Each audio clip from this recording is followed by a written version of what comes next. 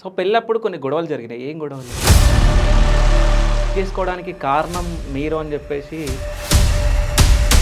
So direct ఒకటే question, మీ తప్పు ఉండేనా లేకుండేనా? ఒక ఇద్దరిని పిలిచి అందులో ఒకరు మీరు. సో కేటీఆర్ గారు వార్నింగ్ ఇచ్చారంట, నిజమా కాదా? ఎవరైతే మీకు చెప్పిన వాళ్ళు ఉన్నారో వాళ్ళని బీకిర్రు మస్తు సార్లు. కానీ నాకు ఈ విషయం తెలిసినాక అవునా నిజమా అన్నట్టు ఒక క్వశ్చన్ మార్క్ వచ్చింది నాకు కూడా. సో మీరెంత దోచుకున్నారు, ఎంత కూడా పెట్టుకున్నారు మరి? కానీ మీకు మాత్రం ఒక బాధ ఉంది, అంటే ఎక్కువ మనం సంపాదించుకోలేదే, అంటే వేరే కార్పొరేట్ సంపాదించుకున్నారు అని చెప్పేసి. అభిమానాన్ని ప్రేమని సంపాదించుకున్నాను, కోట్లు సో సంపాదించుకున్నాను. ప్రతి ఒక్క నాయకులు ఇట్లా కూర్చున్నప్పుడు ఇట్లనే అబద్ధాలు ఆడుతూ ఉంటారు. ఇల్లు కట్టుకున్నారు, ఒక ఫార్చునర్ కార్ కొన్నారా? ఫ్లాట్ ఫార్చునర్ కాదు, Innova car. Okay, Innova car కొన్నారు. ఇంకోటి చిన్న కార్ ఏది? టాటా టియాగో. ఓకే, అది కొన్నారు. సో మీకు నెల శాలరీ ఎంత ఉంటుంది? నాకు 7,000. 7,000. 7,000 అంటే ఇప్పుడున్న జనరేషన్ మైండ్ సెట్ తోటి నేను ఉన్నా. ఓకే, సీనియర్ల మైండ్ సెట్లతో నేను పోలేదు. సీనియర్లు అందరూ దోచుకుందాం అనుకుంటారు. ఈసారి హేమ గారికి సీతాఫలం మండి డివిజన్ టికెట్ రాదు అని అంటున్నారు. అంటే హేమ గారు కూడా సైలెంట్ రాజకీయాలు చేయడం నేర్చుకున్నారు. ఏది నేర్చుకున్నా కూడా నా చుట్టూ ఉన్న లీడర్లతోనే నేర్చుకున్నా. ఫస్ట్ సారి ఎక్కువ మెజారిటీ వచ్చింది, సెకండ్ సారి తగ్గింది. ఎందుకు? నువ్వు ఒక చైర్లో కూర్చొని అందరికీ నమస్తే పెట్టు, వెనుకుంది మేము నడిపిస్తాము అని చెప్పేసి అన్నాడు. అచ్చా, ఇంత ఈజీగా ఉంటుందా జాబ్ అని అనుకున్నా. బట్ 2 years నుంచి మీరైతే చూస్తున్నారు కౌన్సిల్ పరిస్థితి ఎట్లుందో. అప్పుడేమో పోలీసు వాళ్ళే ఉండకపోతున్నారు మా కౌన్సిల్లో. ఇప్పుడు మొత్తం పోలీస్ రాజ్యమే నడుస్తుంది.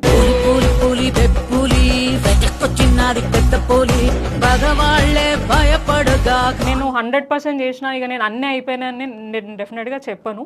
ఉన్నాయి కొన్ని డెఫినెట్గా, అది కూడా చేసుకుంటా పోతున్నాం. ఇక ముందు కూడా అవి ఏమున్నాయి కూడా చేయడానికి సిద్ధంగా ఉన్నాం. ప్రాబ్లం అయితే లేదు.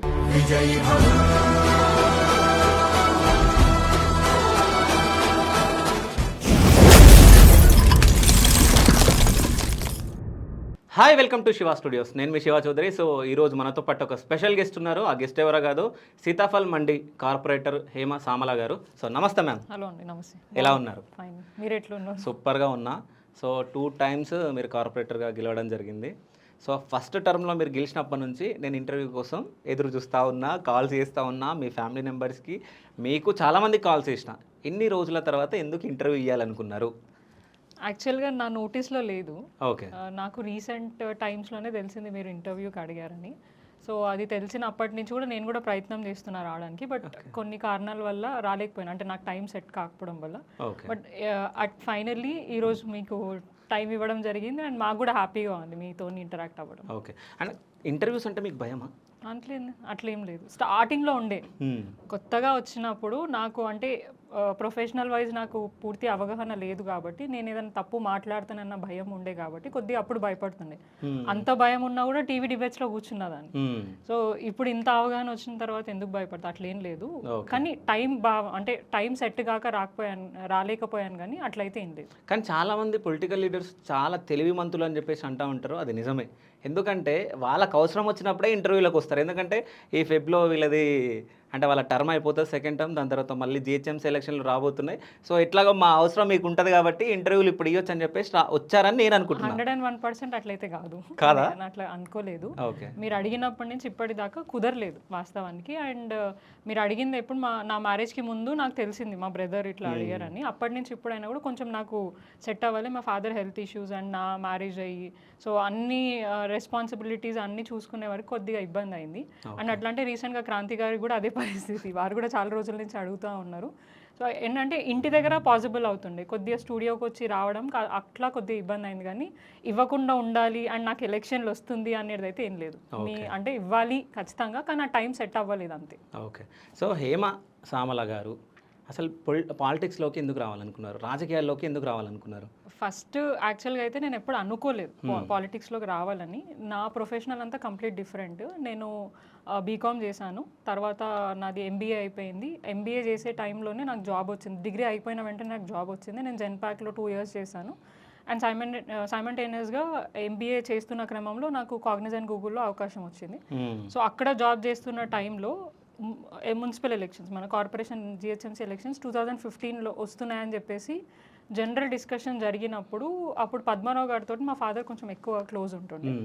ఆ టైంలో వారు కూర్చొని డిస్కషన్ చేస్తున్నప్పుడు ఎవరికి ఇద్దాం ఏంటి అన్న డిస్కషన్ వస్తే పద్మారావు గారు నీకు ఇస్తాను నువ్వు కూడా చేయి అని చెప్పి మా ఫాదర్ని అనడం జరిగింది, ఎంకరేజ్ చేశారు. సో ఎప్పుడు కూడా ఆయన ఎప్పుడు డైరెక్ట్ పాలిటిక్స్ లేరు, ఆయన ఎప్పుడు కూడా ఎటువంటి పోస్ట్ తీసుకోలేదు. ఈవెన్ కార్యకర్త ఉన్నప్పుడు కూడా వారికి ఎటువంటి పోస్ట్ లేదు.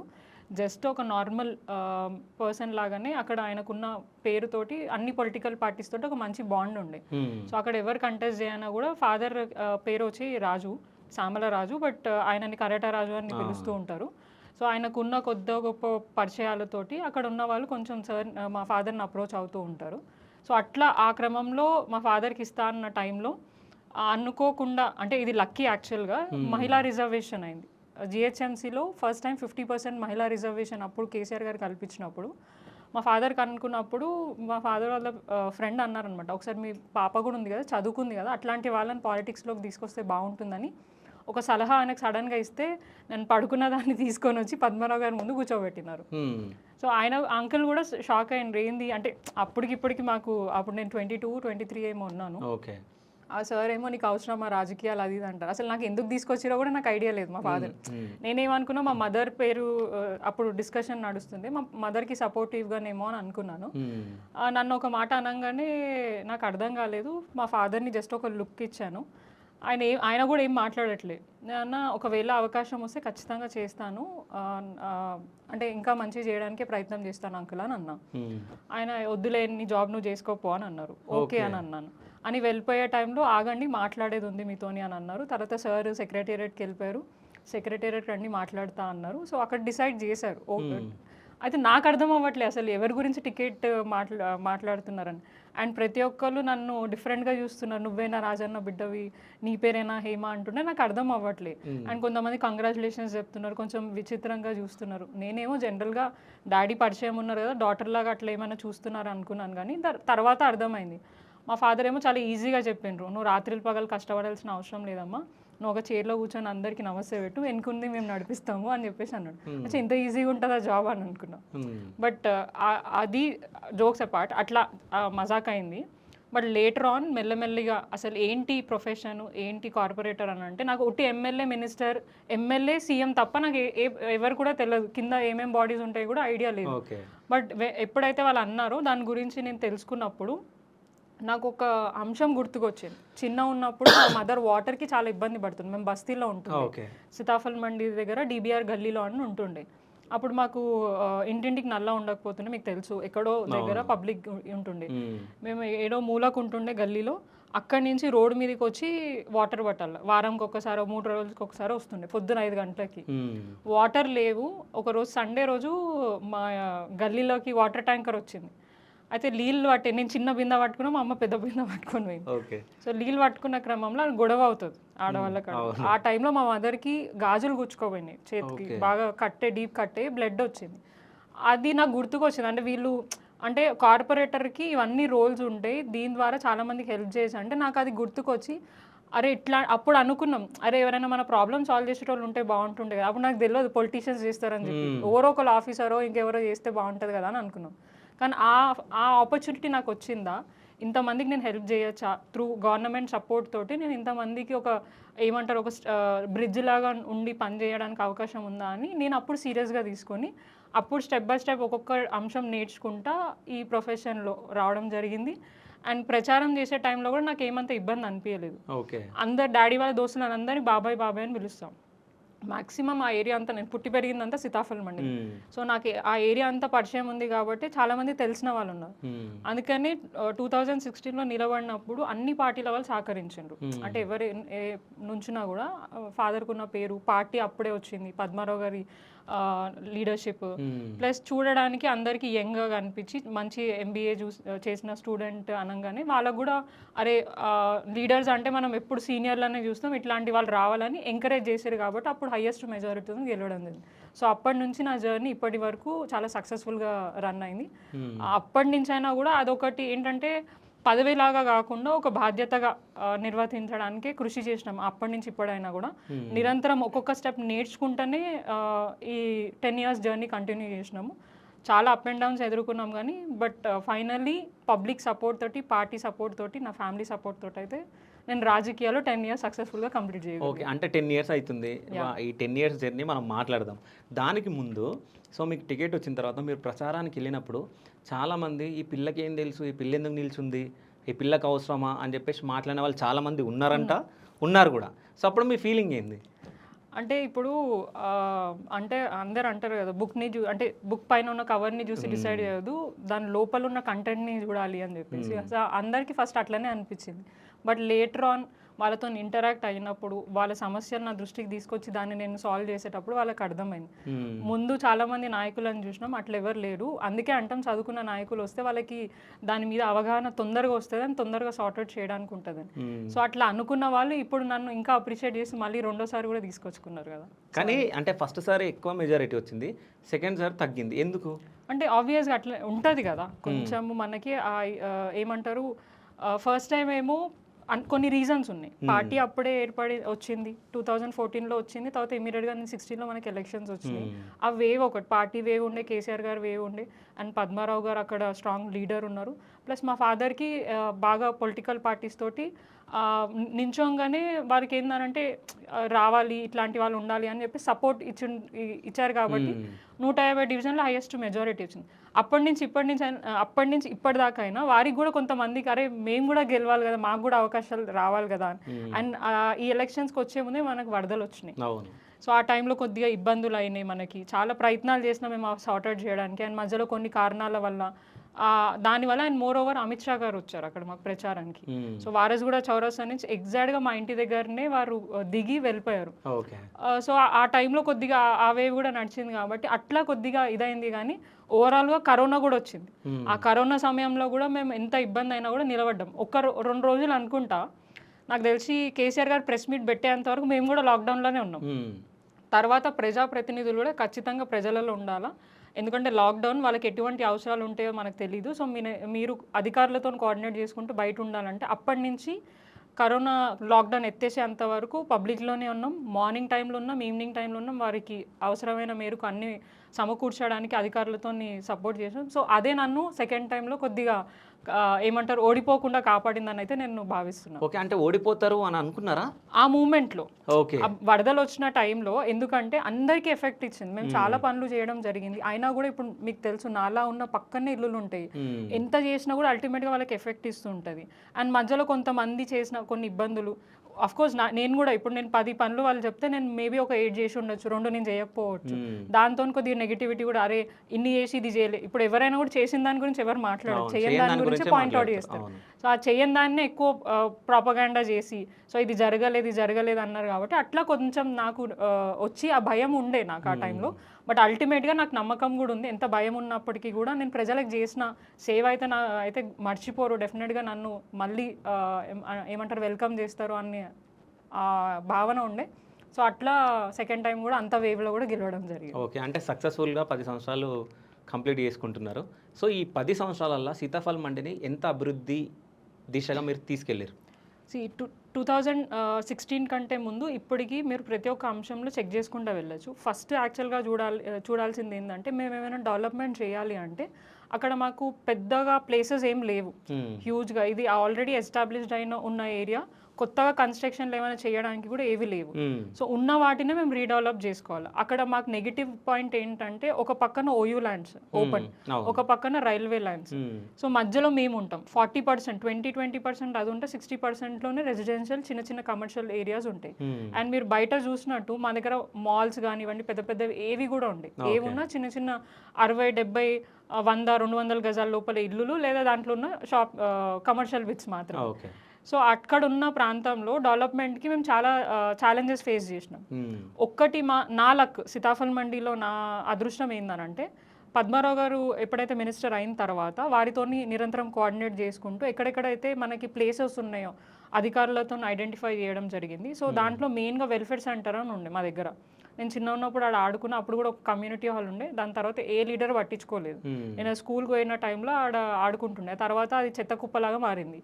తర్వాత ఎప్పుడైతే 14-15లో పద్మారావు గారు మినిస్టర్ అయినరో మేము మా ఎలక్షన్స్ అయిన తర్వాత ఆ ఏరియాని కంప్లీట్గా రూపురేఖలే మార్చేసిండ్రు. అది యాక్చువల్గా అయితే మన లేబర్ డిపార్ట్మెంట్కి సంబంధించిన వాళ్ళు కూడా ఎవరు పట్టించుకుంటారు. సో అదైనా కూడా గవర్నమెంట్కి సంబంధించిందే కానీ సో పద్మారావు గారు అప్పుడు మనం ఇక్కడ ఒక ఫంక్షన్ హాల్ అప్పుడు మా ఏరియా అంతా మీకు తెలుసు, ఎవరు కూడా చిన్న దావత్ చేసుకోవడానికి కూడా పెద్ద కమ్యూనిటీ హాల్స్ లేవు, పెద్ద ఫంక్షన్ హాల్స్ లేవు. సో అది దృష్టిలో పెట్టుకొని అక్కడ ఒక ఫంక్షన్ హాల్ కడితే మంచిగా ఉంటుంది అనే ఉద్దేశంతో 4 నుంచి 5 కోట్లు ఖర్చు చేసి ఒక మల్టీపర్పస్ ఫంక్షన్ హాల్ కట్టడం జరిగింది. సో అది మినిమల్ అమౌంట్ తోటి ఒక 10,000 డీడీ ఆన్లైన్లో కట్టి అక్కడ ఉన్న వాళ్ళందరూ ఆన్లైన్లో బుక్ చేసుకొని అది యూజ్ చేసుకోవచ్చు. అదే కాకుండా ఆ ఫంక్షన్ హాల్ ఎదురుగానే ఒక పాత స్కూల్ 60 ఇయర్స్ గవర్నమెంట్కి సంబంధించిన ల్యాండ్ స్కూల్ ఉండే, ఆడ కూడా మేము ఆడుకుంటుండే. దాని పక్కన ప్రైవేట్ స్కూల్ ఉన్నప్పుడు మేము చిన్న ఉన్నప్పుడు ఆ స్కూల్లో పోయి ఆడుకుంటుండే. సో నేను ఆడుకున్న స్కూల్లోనే ఇప్పుడు అక్కడ నేను అంటే ఈ టైంకి వచ్చేసరికి నేను ఒక ప్రతినిధిగా ఉండి అది కన్స్ట్రక్షన్ చేపిస్తున్న పద్మారావు గారితో అన్న ఒక హ్యాపీనెస్. అదొక 30 కోట్లు. కేజీ టు పీజీ ఏదైతే కేసీఆర్ గారు తీసుకున్న నిర్ణయంలో ఫస్ట్ జీవో అనేది మా సీతాఫల్ మండీలోనే స్టార్ట్ అయింది 2017లో. సో అప్పుడు బిల్డింగ్ లేకుండే, స్ట్రక్చర్ ఒకటే చిన్న బిల్డింగ్ ఉండే. అప్పుడప్పుడు కొంతమంది స్టూడెంట్స్కి అకామిడేషన్ ఉండడానికి ప్లేస్ మాత్రం ఉంది. ఆ నిరంతరం ఇయర్కి స్టూడెంట్స్ పెరుగుతారు, సో వాళ్ళకి ఫెసిలిటీస్ ఉండట్లేదు అని చెప్పేసి సార్ రీసెంట్గా 19లో కేసీఆర్ గారి దగ్గరికి వెళ్ళి 30 కోట్లది శాంక్షన్ తీసుకొని ఇమీడియట్గా 2021లో వారు స్టార్ట్ పెట్టడం జరిగింది. సో వాళ్ళని కొద్దిగా వేరే ప్లేసెస్కి మేము అకామిడేట్ చేసినాము. అదే ప్లేస్లో పక్కన ఒక హాస్పిటల్ ఉంది. ఇప్పుడు మా దగ్గర ఏదైనా ఇన్సిడెంట్గా అయితే ఏదైనా ప్రైవేట్ హాస్పిటల్కి వెళ్ళాలి, లేదంటే అక్కడ ఉన్న సనత్ నగర్కి సంబంధించిన గాంధీ హాస్పిటల్ పోవాలి. మా ఏరియాకి ఎటువంటి సూపర్ స్పెషాలిటీ హాస్పిటల్ గవర్నమెంట్కి సంబంధించింది లేదు. సో సార్ కూడా దాన్ని దృష్టిలో పెట్టి దీన్ని కూడా ఏదైనా చేస్తే బాగుంటుంది అన్న ఉద్దేశంతో 70 to 75 బెడెడ్ హాస్పిటల్ 13 crores తోటి ఇప్పుడు కన్స్ట్రక్షన్ చేపిస్తున్నారు. అవన్నీ మా హయాంలోనే జరుగుతూ ఉన్నాయి. అదే కాకుండా ఇందాక మీతో మాట్లాడినప్పుడు నాలాల గురించి డిస్కషన్ చేస్తే, నాకు భవానీ నగర్ ఏరియా అని ఒకటి ఉంటుంది చిల్కల్గూడ, అక్కడ నుంచి డౌన్ మొహమ్మద్గూడ ఏరియా వరకు 1.5-2 kilometers పైగా నాలా ఉంది. అక్కడంతా కూడా మేము డీషిల్టింగ్ చేపిస్తాం, నాలా వర్క్కి సంబంధించిన అన్ని కూడా చేపించినప్పటికీ వర్షాకాలంకి వచ్చేసరికి ఇబ్బందులు అనేటివి ఉంటూనే ఉన్నాయి. సో దీనికి ఏదో ఒక పర్మనెంట్ సొల్యూషన్ తీసుకురావాలని సెకండ్ టర్మ్లో స్టాండింగ్ కమిటీగా నేను ఎన్నుకున్న తర్వాత ఇమీడియట్గా నా డివిజన్కి సంబంధించి 10 కోట్ల నిధులు శాంక్షన్ చేసుకున్నాను 2020-22లో. సో అప్పటి నుంచి ఇప్పటిదాకా దాన్ని అంటే చేపిద్దామనే ప్రయత్నం చేస్తుంటే చాలామంది కాంట్రాక్టర్స్ వచ్చి కన్స్ట్రక్షన్ చేయలేక అక్కడ కొన్ని ఛాలెంజెస్ చూసి వెనకకు తగ్గారు. అట్లా నేను కొంతమందిని మాట్లాడుకొని రెడీ చేయించుకొని వర్క్ చేయించుకుందాం అన్న టైంలో ఇప్పుడు ప్రజెంట్ ఉన్న గవర్నమెంట్ మాకు సహకరిస్తుంది. కనీసం అది ఇచ్చినా ఇప్పుడు వచ్చే మాన్సూన్ టైంలోనే వాళ్ళకి కొద్దిగా రిలీఫ్ ఉంటుంది. ఇప్పుడు అప్పట్లోనేమో మనిషి మునిగిపోయేంత వర్షాలు నీళ్ళు వస్తున్నాయి ఇళ్ళకి, దాన్ని క్రమం తగ్గించుకుంటా ఇళ్ళ వరకు వస్తున్నాయి అనమాట. ఇప్పుడు అంటే వాళ్ళకి ఇంట్లోకి వెళ్ళి గ్రాసరీస్ ఎఫెక్ట్ అవన్నీ ఇది కూడా చేస్తే ఆ మాత్రం ప్రాబ్లం కూడా రాకుండా ఉంటుంది కదా అని ప్రయత్నం చేస్తున్నప్పుడు కానీ సక్సెస్ అవ్వాలి, అదొక రిగ్రెట్ ఉండిపోయింది. కనీసం ఈ 10 days టైం ఉంది, ఆ టైం లోపల స్టార్ట్ పెట్టినా పర్లేదు, తర్వాత అయినా స్టార్ట్ పెట్టినా కూడా అక్కడ ఉన్న ప్రజలకి కొద్దిగా హెల్ప్ అవుతుందని భావిస్తాను. ఓకే, అంటే మీ పేరు కోసం స్టార్ట్ చేస్తున్నా నా హాయంలో స్టార్ట్ అయింది అన్నట్టు అంటే నేను కృషి చేసిన కదా. ఇప్పుడు నేను ఎఫర్ట్స్ పెట్టిన ఖచ్చితంగా పబ్లిక్కి సాల్వ్ కావాలని చెప్పేసి. ఇప్పుడు ఏ లీడర్ కైనా స్వార్థం ఉంటుంది కదా అండి, డెఫినెట్గా నాకు కూడా అది ఉంటుంది. సో ఆ స్వార్థం సెకండరీ అని, కానీ అక్కడ ఉన్న పబ్లిక్ అయితే ఆ ప్రాబ్లం అయితే సాల్వ్ అవుతుంది కదా. అయితే తర్వాత వాళ్ళే కదా నాకు ఆశీర్వాదం ఇచ్చేది. అవును అప్పుడు ఆ పిల్ల ఉన్నప్పుడు చేసింది, దానివల్లనే మాకు రిలీఫ్ వచ్చిందని, ఆ రిలీఫ్ చాలు కదా నాకు కూడా. సో అట్లా నేను కోరుకుంటున్నా, కానీ కుదరలేదు. అట్లా ఎన్నో డెవలప్మెంట్స్ చేసాము, కమ్యూనిటీ హాల్స్ కట్టాము, సెట్విన్ ఇంకోటి మేజర్ అక్కడనే ఒక సెట్విన్ అనేది. యాక్చువల్గా సెట్విన్ మనకి ఓల్డ్ సిటీలో ఉంటుండే, తర్వాత మా పద్మారావు గారికి ఆ శాఖ కూడా ఉండే అప్పుడు మినిస్టర్గా ఉన్నప్పుడు. సో మా ప్రజలందరూ ఊకే ఓల్డ్ సిటీలకు పోయి చేసుకోవాలంటే ఇబ్బంది అవుతుంది. మా దగ్గర సెట్విన్ అనేది ఉండే ఒక చిన్న కమ్యూనిటీ హాల్లో, బట్ అది సరిపోతలేదు. దీన్ని ఎక్స్పాన్షన్ చేసి ఇంకా వివిధ కోర్సులు దాన్ని పెడితే ఇక్కడ ఉన్న ప్రాంత ప్రజలకి ఒక self employment, women empowerment create చేసినట్టు ఉంటుంది. యంగ్ జనరేషన్ కొంతమంది డ్రాప్ అవుట్ స్టూడెంట్స్ ఉంటారు, లేదంటే చదువుకోలేని పరిస్థితుల్లో ఉంటారు, వాళ్ళకి ట్రైనింగ్స్ కల్పించి వాళ్ళకి జాబ్స్ పెట్టడానికి అవకాశం ఉంటుంది. సో జాబ్ ఫేర్స్ కండక్ట్ చేసినాం. ఇవన్నీ త్రూ గవర్నమెంట్, త్రూ పద్మారావు గారితో అండ్ పర్సనల్గా మేము కూడా కొన్ని NGOs తోటి అండ్ నాకున్న పరిచయాలతో చేయడం జరిగింది. సో అట్లా 10 years పాటు ఆల్మోస్ట్ నాకు తెలిసి ఇప్పుడు దాకా ఒక 70 to 75 or 80 1000 crores తోటి నేను ఆల్మోస్ట్ డెవలప్మెంట్ చేసాం. అండ్ మీరు చెప్పినట్టు నిరంతరం రోడ్ డెవలప్మెంట్స్. రోడ్ అనేది ఈరోజు నేను వేస్తే మళ్ళీ రేపు పొద్దున పొల్యూషన్ వస్తుందని పబ్లిక్ ఏదో కంప్లైంట్ చేయడం అట్లా అవి నిరంతర ప్రక్రియ. బట్ కొన్ని ఏండ్ల పాటు ఒక స్ట్రక్చర్ మిగిలిపోయేటివి ఏమైనా ఉన్నాయనంటే ఇవి చెప్పుకోదగ్గ స్ట్రక్చర్స్ మా డివిజన్లో మేము చేయగలిగాం. ఓకే. కానీ నాకున్న ఇన్ఫర్మేషన్ ఏంటంటే అంటే ఇంటర్వ్యూకి ముందు నేను కొంతమందికి ఫోన్లు చేసి మాట్లాడతాను. సో మీ దగ్గర డ్రైనేజ్ ప్రాబ్లం ఇంకా ఉంది, రోడ్స్ అసలు చక్కగా లేవు. సో ఇట్లా కొంతమంది చెప్తా ఉన్నారు, ఇవి వాస్తవాలా కాదా? నేను అదే చెప్తున్నా, ఉంటే డెఫినెట్గా నేను ఈరోజు ఒక రోడ్ వేస్తా, పక్కన గల్లీలో వాళ్ళకి సివరేజ్ ప్రాబ్లం ఉంది. సో ఆ సివరేజ్ ప్రాబ్లం దొవ్వడానికి నేను రోడ్ దొవ్వుతాను, లైన్ వేపిస్తాను. సో రోడ్ వేస్తారు, రోడ్ దోవేస్తారా? నేను అనేది ఇక్కడ రోడ్ అయిపోయింది పక్కన అంటున్నా, ఈ వేసిన ఈ గల్లీలో వేసిన పక్క గల్లీలో సివరేజ్ ప్రాబ్లం ఉందని అంటారండి. సో దానికి తవ్వుతా. కానీ ఒక్కొక్కసారి గవర్నమెంట్ బడ్జెట్ ప్రకారం కొన్ని డిలేస్ అవుతూ ఉంటాయి. ఇప్పుడు మీరు చెప్పిన దగ్గర కూడా ఎక్కడెక్కడైతే రోడ్ ఓవర్ఫ్లోలు ఉన్నాయో నేను చాలా మటుకు నాకు తెలిసి నేను 70% వరకు సాల్వ్ చేయగలిగిన. 70% వరకు. ఎందుకంటే ఇప్పుడు పెరుగుతున్నాయి మనకి, అపార్ట్మెంట్స్ పెరుగుతున్నాయి. అక్కడ అప్పుడు చిన్న హౌసెస్ ఉన్న దగ్గర వాళ్ళు లోన్లు తెచ్చుకోనో ఇంకేదో రకంగానో బిల్డింగ్లు కడతా ఉన్నారు. సో కెపాసిటీ అనేది తగ్గి ఉంటుంది అప్పటికి ఇప్పటికి. సో నేను 5 ఏళ్ళకి వేసిన దగ్గరనేమో అప్పుడు 10 ఇండ్లు ఉండే, ఇప్పటికీ ఆ 5 ఏళ్లలో ఇంకో 20-30 ఇండ్లు పెరిగి ఆ కెపాసిటీ తగ్గడం వల్ల వాళ్ళు వారి రిక్వెస్ట్ మేరకు మాకు కొంచెం ఇంకా కావాలి, లైన్ పెద్దది కావాలి అని అంటారు కాబట్టి సో దాన్ని బేస్ చేసుకొని వాళ్ళ రిక్వెస్ట్ మేరకే మేము కడుతూ ఉంటాం, వర్క్ చేపిస్తూ ఉంటాం. సో మీరు అన్న దగ్గర ఉన్నాయి లేవని నేను 100% సాల్వ్ అయిపోయినాయని కూడా నేను ఎక్కడ చెప్పను. నేను చేస్తున్న క్రమంలో కొన్ని ఛాలెంజెస్ ఫేస్ చేస్తున్నా, ఎందుకంటే బడ్జెట్ వైజ్ కూడా మనకు రావాలి. సో ఇప్పుడైతే ఆల్మోస్ట్ 2 years నుంచి చాలా ఫేస్ చేస్తున్నా. మీకు తెలిసి ఎందుకు ప్రభుత్వం లేదని? ఆఫ్ కోర్స్ ఎవరైనా కూడా అట్లనే ఉంటది, బట్ మా ప్రభుత్వంలో ఎప్పుడు అట్లా చేయలేదు. ఎక్కడ నెసెసిటీ ఉందో, ఎక్కడ అవసరాలు ఉన్నాయో దాని మేరకు బడ్జెట్ ఇవ్వడము. అక్కడ ప్రాబ్లం మాకు యాక్సెసిబిలిటీ ఏంటంటే మంత్రి ఉన్నారు, గతంలో పద్మారావు గారు డిప్యూటీ స్పీకర్గా plus excise minister, sports minister చేసి వారికి ఒక బడ్జెట్ ఉంటుంది. సో ఆ బడ్జెట్ని మేము కొన్ని యూటిలైజ్ చేసుకున్నాం. జోనల్ కమిషనర్కి మేము కొన్ని ప్రపోజల్స్ తీసుకెళ్ళినాం, వారిని పర్సనల్గా విజిట్ చేసి మా ప్రాబ్లమ్స్ ఎక్స్ప్లెయిన్ చేసినాం. అట్లా తొందరగా కొన్ని చేయగలిగినాం, కొన్ని చేయలేదు. నేను 100% చేసిన, ఇక నేను అన్నీ అయిపోయినాయని నేను డెఫినెట్గా చెప్పను. ఉన్నాయి కొన్ని డెఫినెట్గా, అది కూడా చేసుకుంటా పోతున్నాం. ఇక ముందు కూడా అవి ఏమున్నాయి కూడా చేయడానికి సిద్ధంగా ఉన్నాం, ప్రాబ్లం అయితే లేదు. సో అంటే మీ ప్రభుత్వం ఉన్నప్పుడు జిహెచ్ఎంసీ కౌన్సిల్ ఎలా ఉంది, సో ఇప్పుడు ఈ 2 years జిహెచ్ఎంసీ కౌన్సిల్ ఎట్లా ఉందని డిఫరెన్సియేషన్ ఏం చెప్తారు? అప్పుడు ఫస్ట్ టైంకి సెకండ్ టైంకి నేను 2 చెప్తాను. ఫస్ట్ టైంలో రామ్మోహన్ అన్న గారు ఉన్నారు, అప్పుడు 100 కార్పొరేటర్స్ అవుట్ రేట్గా ఉండే, డిస్కషన్ ఎక్కువ ఉండకపోతుండే, ఉన్నా కూడా ఎంఐఎం వాళ్ళు ఏ ఇష్యూస్ ఉన్నా మాట్లాడుతున్నా, అప్పుడు అంత గొడవలు అవన్నీ లేవు మా దగ్గర. బట్ సెకండ్ టైంకి వచ్చేసరికి బీజేపీ కార్పొరేటర్స్ కొంతమంది ఉన్నారు, కాంగ్రెస్ నాకు తెలిసి ఆ టైంలో కాంగ్రెస్ వచ్చేవారు 3-4 ఉన్నారు, ఎంఐఎం ఉన్నారు. సో మీకు తెలుసు బీజేపీ ఎంఐఎం లొల్లీలు ఎక్కువ అవుతూ ఉండే. సో ఆ టైంలో మేయర్ గారు ఆల్మోస్ట్ 3 years మా దగ్గరే ఉండే. Second 2 years last government change అయిన తర్వాత వాళ్ళు పార్టీ జరిగింది. సో వారు మా దగ్గర ఉన్నప్పుడు కూడా మాకు ఎక్కువ అవకాశాలు ఇవ్వకపోతుండే. ఆమె అంటే మనమే ఎందుకు అడగాల, మీరు ఏదైనా ఉంటే డైరెక్ట్గా వచ్చి ఆఫీసర్స్తో మాట్లాడుకొని పని చేసుకోండి మీరు అని, అట్లా మాకు ఎక్కువ అవకాశం ఇవ్వకపోతుండే. ఇచ్చిన దగ్గర కూడా వారి గురించి మాట్లాడాల, వారు సపోర్ట్ చేసినారని అట్లా మాట్లాడాలి, అట్లా ఉంటుండే. బట్ లేటర్ ఆన్ ఏమైపోయిందంటే ఇది నడవదు, మాకు అర్థమైంది. ఎందుకంటే వారికి ఎంత సపోర్ట్ చేసినా అల్టిమేట్గా మాకు ఇప్పుడు అవకాశం ఇస్తలేదు. మా పార్టీ నాయకుల ఏమంటారు మద్దతుతో గెలిచి, మా పార్టీ దీంతో గెలిచి ఇప్పుడు మమ్మల్ని డెవలప్మెంట్కి దూరం చేస్తుంది, ప్రశ్నలు అడగనీయకుండా చేస్తుంది, అండ్ కౌన్సిల్లోనే లేకుండా చేస్తుంది. ఆ కోపం వచ్చి ఇప్పుడు ఎక్కువ ఫైట్ చేస్తున్నాం మేము. సో గతంకి ఇప్పటికి చాలా డిఫరెన్స్ ఉంది. 3 yearsకి 2 years అంటే ఈ టర్మ్లో 3 yearsకి 2 yearsకి చాలా డిఫరెన్స్ ఉంది. 2 years నుంచి అయితే చాలా విపరీతమైన ఇబ్బందులు ఎదుర్కొంటున్నాం. కానీ అయినా నాకు అక్కడ అధికారులు సహకరిస్తారు, ప్రభుత్వంతో సహకరణ లేకపోయినా అధికారులు సపోర్ట్ చేస్తారు. వాళ్ళు నిరంతరం చూసి, అంటే ఇప్పుడు మనము ఆఫీసర్స్ అయినా మేమైనా కూడా నేను జీతాలు ఇస్తే పనిచేస్తలేరు.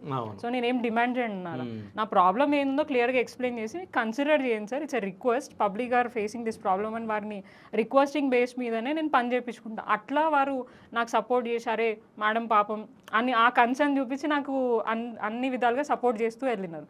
సో 2 years నుంచి మీరైతే చూస్తున్నారు కౌన్సిల్ పరిస్థితి ఎట్లుందో. అప్పుడేమో పోలీసు వాళ్ళే ఉండకపోతున్నారు మా కౌన్సిల్లో, ఇప్పుడు మొత్తం పోలీస్ రాజ్యమే నడుస్తుంది. బౌన్సర్లు, మార్షల్స్ వాళ్ళే మేయర్ ఛాంబర్ ముందు, మేయర్ పోడియం ముందు ఉంటారు. మేమందరం అండ్ మోర్ ఓవర్ ఒక కార్పొరేటర్ను కౌన్సిల్లోకి వస్తుందని అంటేనే మాకేమంత సెక్యూరిటీ చెక్ ఉండకపోతుంది. ఏదో దొంగల్లాగా మేము ఏదో టెర్రరిస్ట్ లాగా మమ్మల్ని చూడడం, అంటే కొత్త కొత్త వెపన్స్ ఏమైనా తీసుకొని వస్తారేమో అనుకుంటున్నారేమో. ఎందుకు తీసుకొస్తాం? ప్రజాప్రతినిధులము మాకు ఆ మాత్రం ఇంగిత జ్ఞానం ఉండదా చేయాలని చెప్పి తీసుకొని వస్తే ప్లే కార్డ్స్ తీసుకొని వస్తాం. గతంలో అట్లా జరిగింది. బీజేపీ కార్పొరేటర్లు చాలా మంది వాళ్ళ ఇష్యూస్ని మేయర్ అవకాశం ఇవ్వదు కాబట్టి ఆ ప్లే కార్డ్స్ ద్వారా చూపించడానికి ప్రయత్నం చేస్తారు. సో అదేం తప్పు లేదు, అది ఇక్కడే కాదు ఎవరైనా కూడా వాళ్ళ కౌన్సిల్ అసెంబ్లీ ప్రాంతాల్లో చూపించుకోవడానికి అవకాశం ఉంది. కానీ అదేదో వెపన్ లాగానే మేయర్ గారు చూస్తున్నట్టు అనిపించింది మాకు. అండ్ లాస్ట్ కౌన్సిల్ 2 కౌన్సిల్స్లో కాంగ్రెస్కి సంబంధించిన, అది యాక్చువల్గా మెయిన్ కాంగ్రెస్ వాళ్ళు కూడా కాదు, బీఆర్ఎస్ పార్టీ నుంచి పోయిన వాళ్ళే మా మీద ఉల్టా దాడి చేయడం మీరు చూసిండ్రు. మహిళల మీద ఎప్పుడు అట్లా కౌన్సిల్లోకి వచ్చి ప్లే కార్డ్ చూపిస్తుంటే చేతులు పట్టుకొని గుంజడము, మమ్మల్ని నూకడం దొబ్బడం అవన్నీ చేసారు. అండ్ అల్టిమేట్గా వాళ్ళు తప్పు చేసి మమ్మల్ని కార్నర్ చేసి పోలీస్ స్టేషన్లో కూర్చోబెట్టారు. ఒక డే అంతా మార్నింగ్ నుంచి సాయంత్రం దాకా కూర్చోబెట్టి ఏం చెప్తుంది మేయర్, ఈసారి మస్తు కౌన్సిల్ నడిపించుకున్నాను నేను, ఫస్ట్ టైం హిస్టరీలో కౌన్సిల్ ఇంత బాగా జరిగిందని అంటది. ఎందుకు బాగా జరుగుతుంది? ఒక అపోజిషన్ పార్టీనే అంటే అపోజిషన్ కాదు మేము, అంటే అక్కడైతే స్ట్రెంత్ బీఆర్ఎస్దే ఉంది.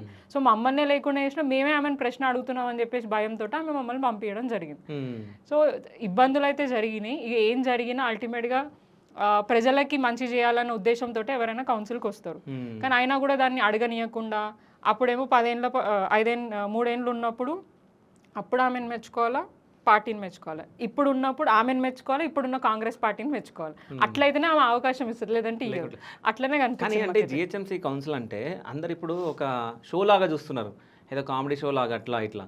ఎందుకంటే ఇప్పుడు మేయర్ సీట్లో ఉన్న వాళ్ళు అంటే వాళ్ళ కొన్ని హావభావాలు కానీ చూస్తుంటే కొంచెం వెరైటీగా ఉంటుంది. ఇప్పుడు నేను అన్నది మీకు అర్థమై ఉంటుంది, అంటే ఆమె చూపించడం అవి ఇవి. సో ఆ టైంలో మీరు ఎట్లా చూసిరు దాన్ని? ఫస్ట్ ఆ టైంలో యాక్చువల్గా మేము చూడలేదండి, మా మధ్యలో డిస్కషన్ అవుతుంది, మాకు కనిపించలేదు, మాకు అర్థం అవ్వలేదు.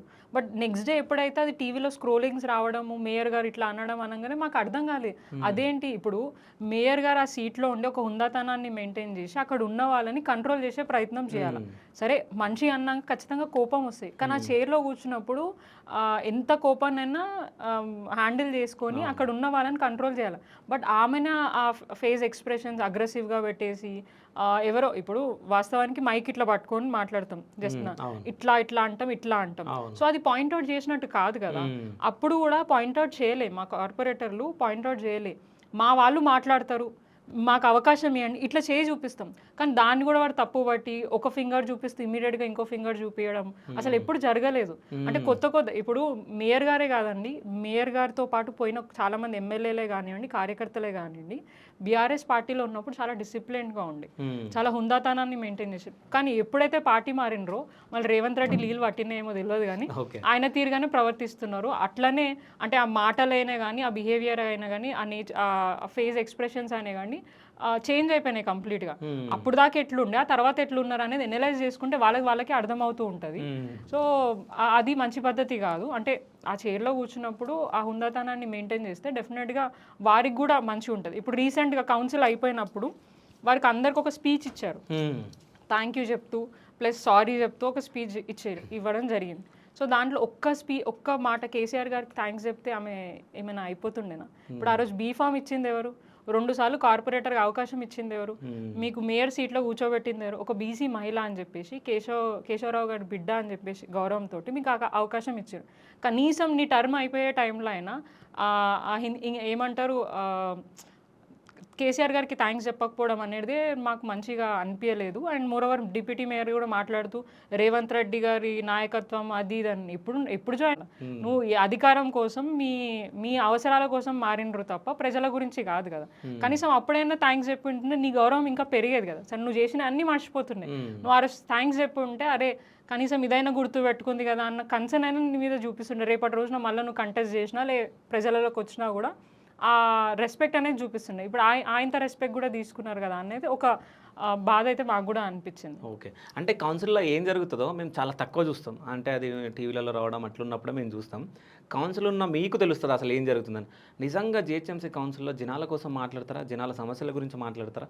అసలు ఎన్ని గంటలు మాట్లాడవచ్చు? నాకు తెలిసి ఇప్పుడు మార్నింగ్ 10-10:30 నుంచి ఈవినింగ్ 5 వరకు ఉంటుంది.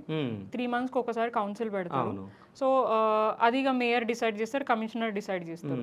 సో ఈ వాళ్ళ డెసిషన్ మేరకు మేము ముందు క్వశ్చన్స్ పంపిస్తాం, దాంట్లో వారికి కన్వీనియంట్గా ఉన్న క్వశ్చన్స్ పెట్టుకుంటారు, లేనివి పక్కకు పడేస్తారు. సో అది వాళ్ళ మీద డిపెండ్ అయి ఉంటుంది. సో మార్నింగ్ నుంచి ఇక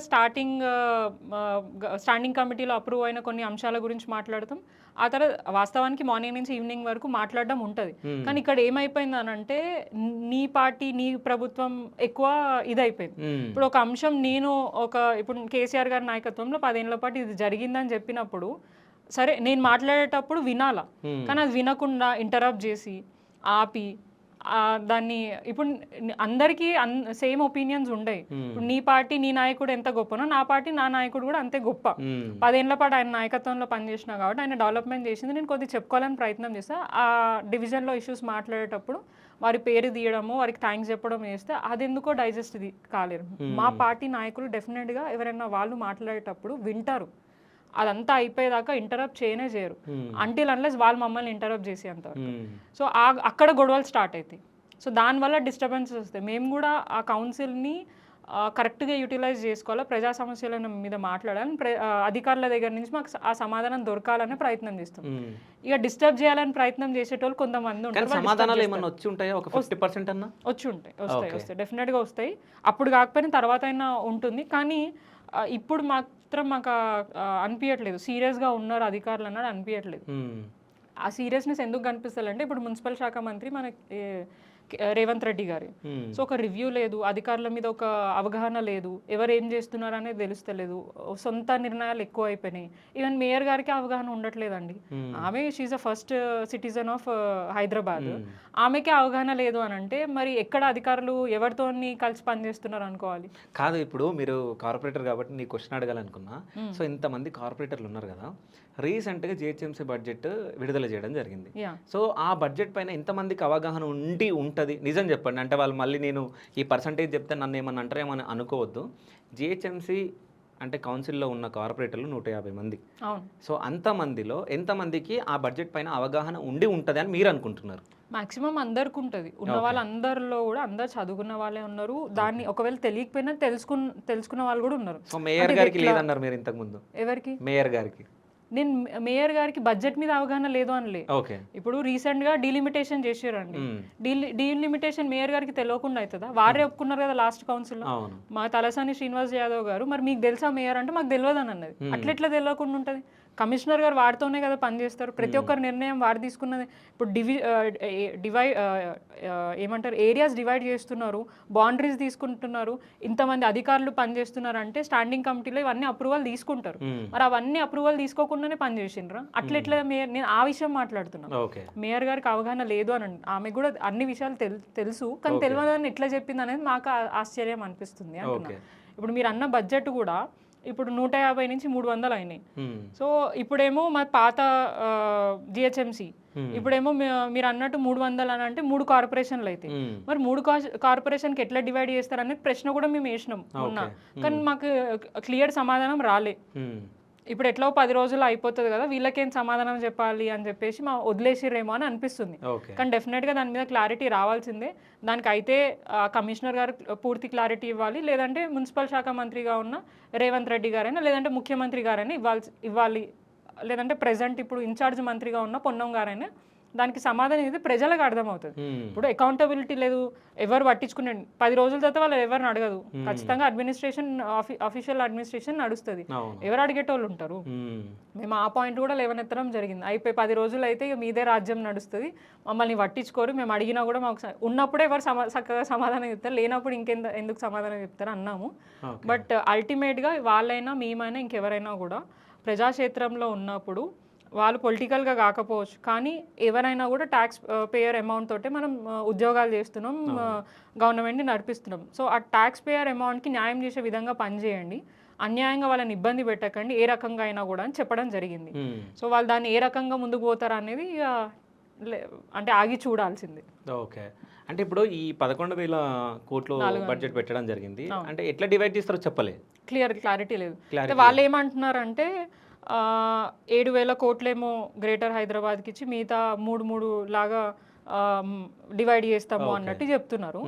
బట్ అంత చేసినా కూడా శివారు ప్రాంతాలు కూడా ఎక్కువ డెవలప్ కావాలి, ఎందుకంటే అవి కొన్నిటి దగ్గర ఇన్ఫ్రాస్ట్రక్చర్ పూర్తిగా లేదు, చాలా డెవలప్మెంట్ అవ్వాల్సిన అవసరం ఎంతైనా ఉంది. సో ఈ బడ్జెట్ సరిపోదు. ఈ 11,000 కోట్లు కేవలం గ్రేటర్కే సరిపోతుంది అని కూడా నేను అన్నా, ఇంకా కూడా కావాలి. కానీ మాకొచ్చే కలెక్షన్లలో కూడా ఇవన్నీ డైరెక్ట్ కొన్ని ఏమంటారు అమౌంట్ అంతా కూడా డైరెక్ట్ గవర్నమెంట్కే పోతుంది. సో గ్రేటర్ హైదరాబాద్కి జిహెచ్ఎంసీకి వచ్చేది కూడా వాళ్ళే తీసుకుంటున్నారు, దానికి పూర్తిగా జిహెచ్ఎంసీకి ఇవ్వట్లేదు. అండ్ అప్పులు అంటున్నారు. మరి అప్పులు చేసి డెవలప్మెంట్ ఎందుకు చేస్తలేరు మాకు అర్థం అవ్వట్లేదు. గవర్నమెంట్ అయినా జిహెచ్ఎంసీ అయినా మీరు ఒకసారి ఇప్పుడు 2 yearsలో హైదరాబాద్ చుట్టుపక్కల ఏం డెవలప్ అయింది 2 years తర్వాత ఒకసారి మీరు కనీసం ఫీల్డ్ మీద ఉండుంటారు కదా, ఒకసారి మీరైనా చెప్పండి. మేము గతంలో కరోనా టైంలో కూడా చాలా డెవలప్మెంట్స్ చేశారు, అంటే అంత లాక్డౌన్ ఉన్నా కూడా ఎక్కడ పని లాగదు, ప్రజలకు ఎక్కడ ఇన్కన్వీనియన్స్ క్రియేట్ చేయొద్దు. సో ఈ టైంని కూడా మనం యూటిలైజ్ చేసుకుంటామని అక్కడ ఉన్న ఎవరైతే వర్కర్స్ ఉన్నారో వాళ్ళకి ఒక భరోసా ఇచ్చి వాళ్ళకి ఆ ఉద్యోగం కూడా కల్పించి నాకు తెలిసి అప్పుడు 35 ఫ్లైఓవర్స్ అనుకుంటా అండి, ఎస్ఎన్డిపి కింద స్ట్రాటజిక్ నాలా డెవలప్మెంట్ ఒక నాలాలు కన్స్ట్రక్షన్ చేసిండ్రు, రోడ్ డెవలప్మెంట్స్, ఫ్లైఓవర్స్, ఆర్యూబీస్ అవన్నీ కన్స్ట్రక్షన్ చేయడం జరిగింది. సో కరోనా టైంలోనే అంత డెవలప్మెంట్ చేసినప్పుడు ఇప్పుడు టైంలో ఇంకెక్కువ చేయాలా? 2 years నుంచి ఎందుకు రేవంత్ రెడ్డి గారు గత ప్రభుత్వంలో చేసిన డెవలప్మెంట్కి ఇనాగ్రేషన్లు చేస్తున్నారు, కొత్తగా ఎందుకు కొత్త కన్స్ట్రక్షన్స్ తీసుకోవట్లేదు? మేము చూసిన డెవలప్మెంట్ 2 years నుంచి ఏంటంటే బీఆర్ఎస్ హయాంలో కట్టిన ఫ్లైఓవర్స్కి కలరింగ్ వేయడం, లైటింగ్ వేయడం, ఆ జంక్షన్స్కి ఏమంటారు బ్యారిగేట్స్ లాగా పెట్టడం, ఇవే చూసినాం కానీ కొత్త డెవలప్మెంట్స్ అయితే మాకు కొత్తగా కనిపించలే. అంటే ఇప్పుడు సెక్రటేరియట్ బిల్డింగ్ లాగాను, కలెక్టరేట్ భవనాలు లాగాను, కమాండ్ కంట్రోల్ సెంటర్ లాగాను అట్లా కొత్తవి ఏమైనా కన్స్ట్రక్షన్ చేసినాయి. కొన్నేమో ఇనాగ్రేషన్లు చేసారు, కానీ అది ఇనాగ్రేషన్కే పరిమితం అవుతుంది. కొబ్బరికాయలు కొట్టి తినిపోయినరు తప్ప నిజంగా ఒక ఇటుకరాయి పెట్టి దాని కన్స్ట్రక్షన్ చేసింది అది ఇప్పుడు దాకా మాకు కనిపించలేదు. ఎందుకంటే స్కిల్ డెవలప్మెంట్ చెప్తున్నా, భూమి పూజ చేసిండ్రు. ఒకసారి అక్కడ పోయి చూస్తే మీకు ఇప్పుడు అన్ని చెట్లు పుట్టలు కనిపిస్తాయి తప్ప వేరే నిర్మాణాలు అయితే కనిపించవు. సో అవి చెప్తున్నాం మేము. అంటే కాంగ్రెస్ గవర్నమెంట్ వచ్చిన తర్వాత డెవలప్మెంట్ లేదంటారు, కనిపించట్లేదు. ఓకే, చేస్తున్నారేమో మరి, కనిపించకుండా ఎక్కడ దాచిపెట్టారో అర్థమైతలేదు, మాకైతే కనిపిస్తలేదు అంటున్నాం. అంటే వాళ్ళు చేస్తున్నామని అంటున్నారు, మీరు కనిపిస్తలే అంటున్నారు. అంటే డైరెక్ట్ చెప్పొచ్చు కదా, అంటే చేస్తలేరని. ఇప్పుడు మేయర్ గారు మారిందే డెవలప్మెంట్ గురించి అని అన్నారు. అవును, ఒక్కసారి మేయర్ గారు ఇంటర్వ్యూ కూడా తీసుకున్నాను, ఎక్కడెక్కడ డెవలప్మెంట్ చేసిండ్రు అని. ఇప్పుడు గతం 2 years నుంచి ఏదో ఒక కొత్త నిర్మాణాలు అయితే ఉండాలి కదా అనేది మేము, సరే రోడ్లు డ్రైనేజ్లు అవంతా కూడా ఏ ప్రభుత్వం అయినా చేస్తుంది, బట్ పర్మనెంట్గా నువ్వు చేయాల్సింది ఏదైనా ఉందా అని అంటే ఏం లేదు. ఇప్పుడు పేర్లు మార్చారండి, అన్నపూర్ణాన్ని ఇంద్రమ్మ చేసినారు, అది ఎందుకు అవసరమా? టీఎస్ని టీజీ చేసినారు, దానికి ఇప్పుడు ఏ బండ్ల మీద టీజీ అని ఉందా? అదే టీఎస్ నడుస్తుంది. మరి మీ జీవోకి వాల్యూ ఎక్కడ ఉంది? బతుకమ్మ చీరలు తీసి ఇంద్రమ్మ చీరలు పెట్టినారు, ఎవరికి ఇచ్చినారు ఆ ఇంద్రమ్మ చీరలు? ఎక్కడ పోతున్నాయి అవన్నీ? అదే అందరికి అర్థమవుతుంది. అన్నీ సగం సగం చేయడము, పూర్తి క్లారిటీ ప్రజలకు ఇవ్వకపోవడము, ఏదో పబ్లిసిటీ కోసమే ఇవన్నీ మేము చేస్తున్నాము అనేటట్టు. అంటే ప్రభుత్వాలు ఏర్పడినప్పుడు దానికి నిజంగా ఇది చేస్తున్నాం అనే నమ్మకం అయితే కల్పించాలి కదా ప్రజలకి, వాళ్ళకి అవకాశం ఇచ్చినప్పుడు. వాళ్ళకి అవకాశం ఎందుకు ఇచ్చారు? గతంలో కేసీఆర్ గారు ఎన్ని డెవలప్మెంట్ చేశారు, దాంట్లో కొన్ని ఆయన చేయలేదు, నువ్వు చేస్తావేమో అని ఆశ, ఇంకా నువ్వు పెంచినావు 2000కి 4000, 2500 తులం బంగారం అని ఆ ప్రజలకు ఆశ పెట్టినావు కాబట్టి అరే ఏ ప్రభుత్వాలు వచ్చినా కూడా మాకు ఇంకా బెటర్గా డెవలప్మెంట్ జరుగుతుంది, చేసిండు కదా ఇంకా ఈయన కూడా చేస్తాడని అవకాశం ఇస్తే అసలు ఏడవైంది 2500 ఏడవైంది, తులం బంగారం ఏడవైంది, పెన్షన్లు ఏడవైనాయి, 200 యూనిట్లు అంటున్నారండి. ఒక్కసారి ఒక గుడిసెలో పోయి చూద్దాం, అంటే డెవలప్ కావద్దు అని అనట్లే, వాళ్ళ ఇంట్లో కూడా టీవీయో ఫ్రిడ్జో చిన్న చిన్న ఫ్యాన్లు అయితే ఉంటాయి కదా, వాళ్ళకి 200 యూనిట్స్ వస్తుందా? రాదు కదా. సో అన్ని ఫేక్ ప్రామిసెస్, ఫేక్ మాటలు చెప్పడము. ఫ్రీ బస్సు పెట్టినారు, ఫ్రీ బస్తో ఎంతమందికి లాభం అవుతుంది? కొంతమంది లెక్కలు వేసుకుంటున్నారు, నాకు 2400 సేవ్ అయినాయి ఈ నెలకి అది ఇది అని అంటే, మరి నీ ఇంట్లో ఎంత అవుతున్నాయి అదెందుకు చూస్తలేవు? నీకు సేవ్ అయినాయి, మరి మీ హస్బెండ్ దగ్గర నుంచి మీ పిల్లల దగ్గర నుంచి పోతున్నాయి కదా, మరి అదెందుకు క్యాలిక్యులేట్ చేస్తలేవు? నీ దగ్గర సేవ్ అయినాయి అని అక్కడ పోతున్నాయి. ప్లస్ ఫ్రీ బస్ ఒక్కటే కాదు కదా, వాళ్ళకి భద్రత అవసరం, ప్లస్ దాంతో కనెక్టెడ్ ఉన్న ఎమ్యూనిటీస్ ఉంటాయి. బస్ స్టాప్స్ దగ్గర కూర్చోడానికి సీటింగ్స్ అవన్నీ కూడా మహిళలు, వృద్ధులు చాలామంది బస్సుల గురించి వెయిట్ చేస్తారు. అండ్ చాలామంది పబ్లిక్ ట్రాన్స్పోర్ట్ యూటిలైజ్ చేస్తారు. బస్సులు టైంకి రావు, బస్సులు పెంచరు, బస్ కండిషన్స్ సరిగ్గా ఉండవు, ప్లస్ ఆ బస్ స్టాప్స్ సరిగ్గా ఉండే. మరి నీ ఫ్రీ బస్ ఎక్కువ ఎవరికి ఉపయోగపడుతుంది అన్నట్టు. అంటే జస్ట్ అది ఈజీగా చెప్పుకోవడానికి పబ్లిసిటీ చేసుకోవడానికి ఉంది కాబట్టి చేసినాం. మరి అదేదో 2500 చేయొచ్చు కదా. కోటీశ్వరులు అవుతారు కదా మహిళలు, వాళ్ళకు అయితే ఉపయోగపడుతుంది. ఇప్పుడు మీ బీఆర్ఎస్ హయాంలో కూడా ఒకటి జరిగింది. సో పబ్లిక్ టాయిలెట్స్ అంటే మహిళల కోసం పబ్లిక్ టాయిలెట్స్ పెట్టడం జరిగింది. సో అవి అసలు ఏమైనా కూడా తెలియదు, అసలు పనికి రాకుండా పడ్డాయి. సో మీ హయాంలోనే మీదే తప్పది. సో కాంగ్రెస్ గవర్నమెంట్ కాదు. అసలు ఏం జరిగింది మరి? కాంగ్రెస్ గవర్నమెంట్ బీఆర్ఎస్ అనేది కాదు, అడ్మినిస్ట్రేషన్ మెయింటెనెన్స్ లోపం అది యాక్చువల్గా చెప్పాలంటే. ఇప్పుడు మేము ఒక ప్రతిపాదన ఇచ్చినాం, ఇది కన్స్ట్రక్షన్ చేయండి. ఇప్పుడు ఎగ్జాంపుల్ మీరు అన్నట్టు వాష్రూమ్సే కానివ్వండి, ఒక కమ్యూనిటీ హాలే కానీ కన్స్ట్రక్షన్ చేసినాక అట్లా వదిలేయలేం కదా, కనీసం మెయింటెనెన్స్ అయితే చేయాలి. మేము కూడా పెట్టించినాం, మీరు అన్నట్టు పబ్లిక్ టాయిలెట్స్ కొన్ని దగ్గర పెట్టించినాం. ఎందుకంటే చాలా మంది లేడీస్ ఇబ్బంది పడుతుంటారు, ట్రావెల్ చేస్తూ ఉంటారు. కానీ అవి చెండాలంగా ఉన్నప్పుడు ఎవరు వాడతారు? సో దానికి జిహెచ్ఎంసీ డెఫినెట్గా బాధ్యత, అప్పుడైనా ఇప్పుడైనా. ఇప్పుడు కూడా నడవట్లేదు. ఇప్పుడు కూడా రీసెంట్గా మీకు చెప్పాలంటే మాకు ఒక కాంట్రాక్టర్ కాల్ చేసిండ్రు. నేను అన్నట్టు మా ఏరియాలో ఇక్కడ కూడా పబ్లిక్ టాయిలెట్స్ కన్స్ట్రక్షన్ చేయడానికి ప్లేస్ లేదు. అంతా ఉన్నదంతా కూడా మీకు అన్నట్టు ల్యాండ్, రైల్వే ల్యాండ్స్ లేదంటే ఓయూ ల్యాండ్స్ మాత్రమే ఓపెన్ ఉన్నాయి. అండ్ మిగతా ఉన్న రోడ్ ఏరియా అంతా కూడా రెసిడెన్షియల్ చిన్న చిన్న కమర్షియల్ బిట్స్, వాళ్ళ ఇళ్ళ ముందు వాళ్ళ ఫుట్పాత్ల ముందు పెట్టనియరు కదా. సో అవకాశం లేదని చెప్పినాం. వాళ్ళు అంటారు మాకు ఇప్పుడు ఇచ్చిరు కన్స్ట్రక్షన్ చేయమని. అరే ముందు వాటివే మెయింటైన్ చేయడానికి అవ్వట్లేదు, కొత్త కన్స్ట్రక్షన్ చేసి మళ్ళీ డబ్బులు ఎందుకు ఇచ్చేస్తావు? పాతవే ఆ పాత ఉన్న దగ్గరనే మెయింటెనెన్స్ చేయండి. అది బీఆర్ఎస్ హయాంలోనా ఈ కాంగ్రెస్ హయాంలోనా అనేది కాదు, అది ముచ్చట. అధికారులు ఏం పని చేస్తున్నారు అనేది కూడా ఉండాలి అని అంటున్నా. ఇప్పుడు మేయర్ గారు చూసుకోవాలి అవన్నీ. మేము కంప్లైంట్ అట్లా అంటే రీసెంట్ కౌన్సిల్లో కూడా అడిగినాం. మీరు పబ్లిక్ టాయిలెట్స్కి 27 కోట్లు ఏమో ఖర్చు పెడుతున్నారండి ఇప్పుడు బడ్జెట్లో. అసలు ఏడ కన్స్ట్రక్షన్ చేసారు, ఏడ మెయింటైన్ చేస్తారు, గది చూపించమంటున్నాం. డబ్బులు తినేస్తున్నారు అని మా బాధ కూడా అదే. ప్రయారిటీ లేని అంశాలకేమో ఎక్కువ డబ్బులు ఇస్తున్నారు, ప్రయారిటీ ఉన్న అంశాలకు డబ్బులు ఇవ్వట్లేదు, దాన్ని మెయింటైన్ చేస్తలేదు. వీటిలలో ఏంటంటే కనిపించదు, అది ఎన్నో ఒక దగ్గర కట్టినాం, ఇక డబ్బులు ఇక ఎవరు పోతున్నాయి అనేది మేము కూడా అదే ప్రశ్నిస్తున్నాం. మాకు పెట్టిన బడ్జెట్లలో ప్రతి ఒక్క అంశం చెక్ చేసుకుంటా ఎవరికి దేనికి ఏ శాఖకి ఎంత కేటాయిస్తున్నారు, గతంలో ఎంత దాన్ని యూటిలైజ్ చేశారు, ఇంకా ఎంత ఉంది, ఫ్యూచర్కి ఎంత పెడుతున్నారు అనేది చూసుకుంటేనే దాన్ని ప్రశ్నించినాం. ఇప్పుడు అడ్వర్టైజ్మెంట్ అండి, అడ్వర్టైజ్మెంట్ విపరీతంగా మీరు చూస్తుండొచ్చు, ఎక్కడికక్కడ హోర్డింగ్స్ ఉన్నాయి, దానికి ఎవరు కడుతున్నారు? అది ఎవరైనా కన్సిడర్, దానితో చాలా డబ్బులు వస్తాయి యాక్చువల్గా చెప్పారు. కానీ ఇష్టారీతంగా ఇప్పుడు కాంగ్రెసే కానీ గతంలో ఉన్నప్పుడు అయినా కూడా ఇష్టారీతంగా పెట్టుకున్నారు. దానికి జిహెచ్ఎంసీకి నష్టమే కదా. మేయర్ గారే పెడుతున్నారు, మరి మేయర్ గారు కడుతున్నారు ఏమైనా? మీకు అక్కడ చూడొచ్చు తాజ్ మహల్, తాజ్ బంజారా దగ్గర ఉంటుంది, ఆమె పెద్ద పెద్ద హోర్డింగ్స్ ఉంటాయి. మరి మేయర్ గారు కట్టిరా ఒకసారి చెప్పాలి దానికి కూడా. సో ఇష్టారీతంగా జిహెచ్ఎంసీకి వచ్చే లాభం అంతా కూడా పోతుంది దీని ద్వారా, వీళ్ళు పట్టించుకోకపోవడం వల్ల. అదే కరెక్ట్గా పట్టించుకుంటే డెఫినెట్గా మన రెవెన్యూ అనేది జనరేట్ అవుతుంది, ఇంకా కూడా డెవలప్మెంట్ చేసుకోవడానికి అవకాశం ఉంటుంది. ఓకే, అంటే ఇప్పుడు మీది అంటే డివిజన్ 150 అనేది 300 అవుతున్నాయి కదా. సో అంటే మీ డివిజన్ అంటే డివైడ్ అవుతుందా? సో అయ్యింది. సో అంటే మీకు ఏమైనా బాధ ఉందా లేకుంటే ఎట్లా ఉంది? బాధ ఉంటుంది కదా డెఫినెట్గా. అయితే 10 ఏళ్ల పాటు అంత డెవలప్మెంట్ చేసి అంత చేసిన తర్వాత డివైడ్ అయిపోయేసరికి అది కొంచెం మాకు కూడా ఇబ్బంది అయింది. మోరోవర్ మాకు సికింద్రాబాద్లో 5 డివిజన్లు, అడ్డాగుట్ట, మెట్టిగూడ, సీతాఫల్ మండి, బౌద్ధనగర్, తార్నాక. సో 3 డివిజన్లు 2 పార్ట్స్గా డివైడ్ అయినాయి. అడ్డాగుట్ట 2 పార్ట్స్ అయింది, సీతాఫల్ మండి 2 పార్ట్స్ అయింది, తార్నాక 2 పార్ట్స్ అయింది.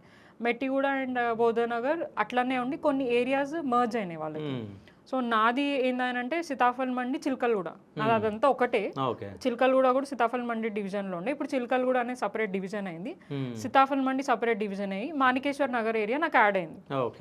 సో ఇక్కడ ప్రాబ్లం ఏంటంటే గతంలో మాణికేశ్వర్ నగర్ ఒకప్పుడు మా ఏరియాలోనే ఉండే, సీతాఫల్ మండి డివిజన్కే ఉండే 2016 కంటే ముందు. సో అక్కడ వాళ్ళకి మాకు ప్రాబ్లం ఏంటంటే రైల్వే ట్రాక్ ప్రాబ్లం. సో అప్పట్లో ఫ్లైఓవర్స్ లేకుండా ఆ రైల్వే ట్రాక్ క్రాస్ అయ్యే వాళ్ళు రావాల్సి వస్తుండే. ఆ క్రాస్ అయ్యే క్రమంలో చాలా మంది ప్రాణాలు పోయినాయి, ఈవినింగ్ టైంలోనో తెలియక ట్రైన్స్ ఫాస్ట్గా రావడము. సో అట్లా ఇబ్బంది పడి వాళ్ళు లాస్ట్ టైము మాకు సీతాఫల్ మండిలో తార్నాకలో పెడితే మాకు ఏ ఉన్నా కూడా ఇటు సైడే చూసుకుంటాం, మళ్ళీ మేము ఇటు వచ్చే పరిస్థితి ఉండదని అప్పుడు పద్మారావు గారు ఏం చేసిండ్రు, తార్నాకలోనే మాణికేశ్వర్ నగర్ పెట్టారు.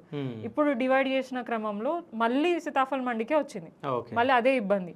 మళ్ళీ ఏమైనా ఇన్సిడెంట్స్ జరుగుతాయేమో, ఒకవేళ ఇన్సిడెంట్స్ జరగకపోయినా అక్కడి నుంచి ఇక్కడ దాకా రావాలా. నేను ఉండేది మెయిన్ సీతాఫల్ మండి డివిజన్లో ఉంటా. నేను పోతా, నాకేమి, కానీ కొన్ని ఎమర్జెన్సీ అవసరాలు ఉంటాయి, ఎప్పుడైనా వాళ్ళ ఆఫీస్కి రావాలా, ఏమైనా అంటే అవసరాల మేరకు వస్తూ ఉంటారు కాబట్టి మళ్ళీ ఆ ఫ్లైఓవర్ ఎక్కువ ఆటో ఛార్జీలు పెట్టుకొని రావడము, అంత ఆటో ఎందుకు పెట్టుకోవాలని ఈజీగా రావడానికి వాళ్ళు ఆ రైల్వే ట్రాకే యూజ్ చేస్తారు.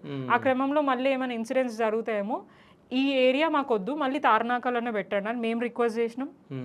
ప్లస్ అట్లాగే ఆ ఏరియాకి సంబంధించిన వాళ్ళు కూడా రిక్వెస్ట్ చేయడం జరిగింది. కానీ అయినా కూడా కన్సిడర్ చేయలేదు, ఎందుకంటే దానికి సపరేట్ ఒక కౌన్సిల్ పెట్టిరు మాకు సగం డే. మీ అబ్జెక్షన్స్ ఏమున్నాయి, మీ సజెషన్స్ ఏమున్నాయి మాకు ఇవ్వండి, మేము దాన్ని కన్సిడర్ చేస్తాం అన్నారు.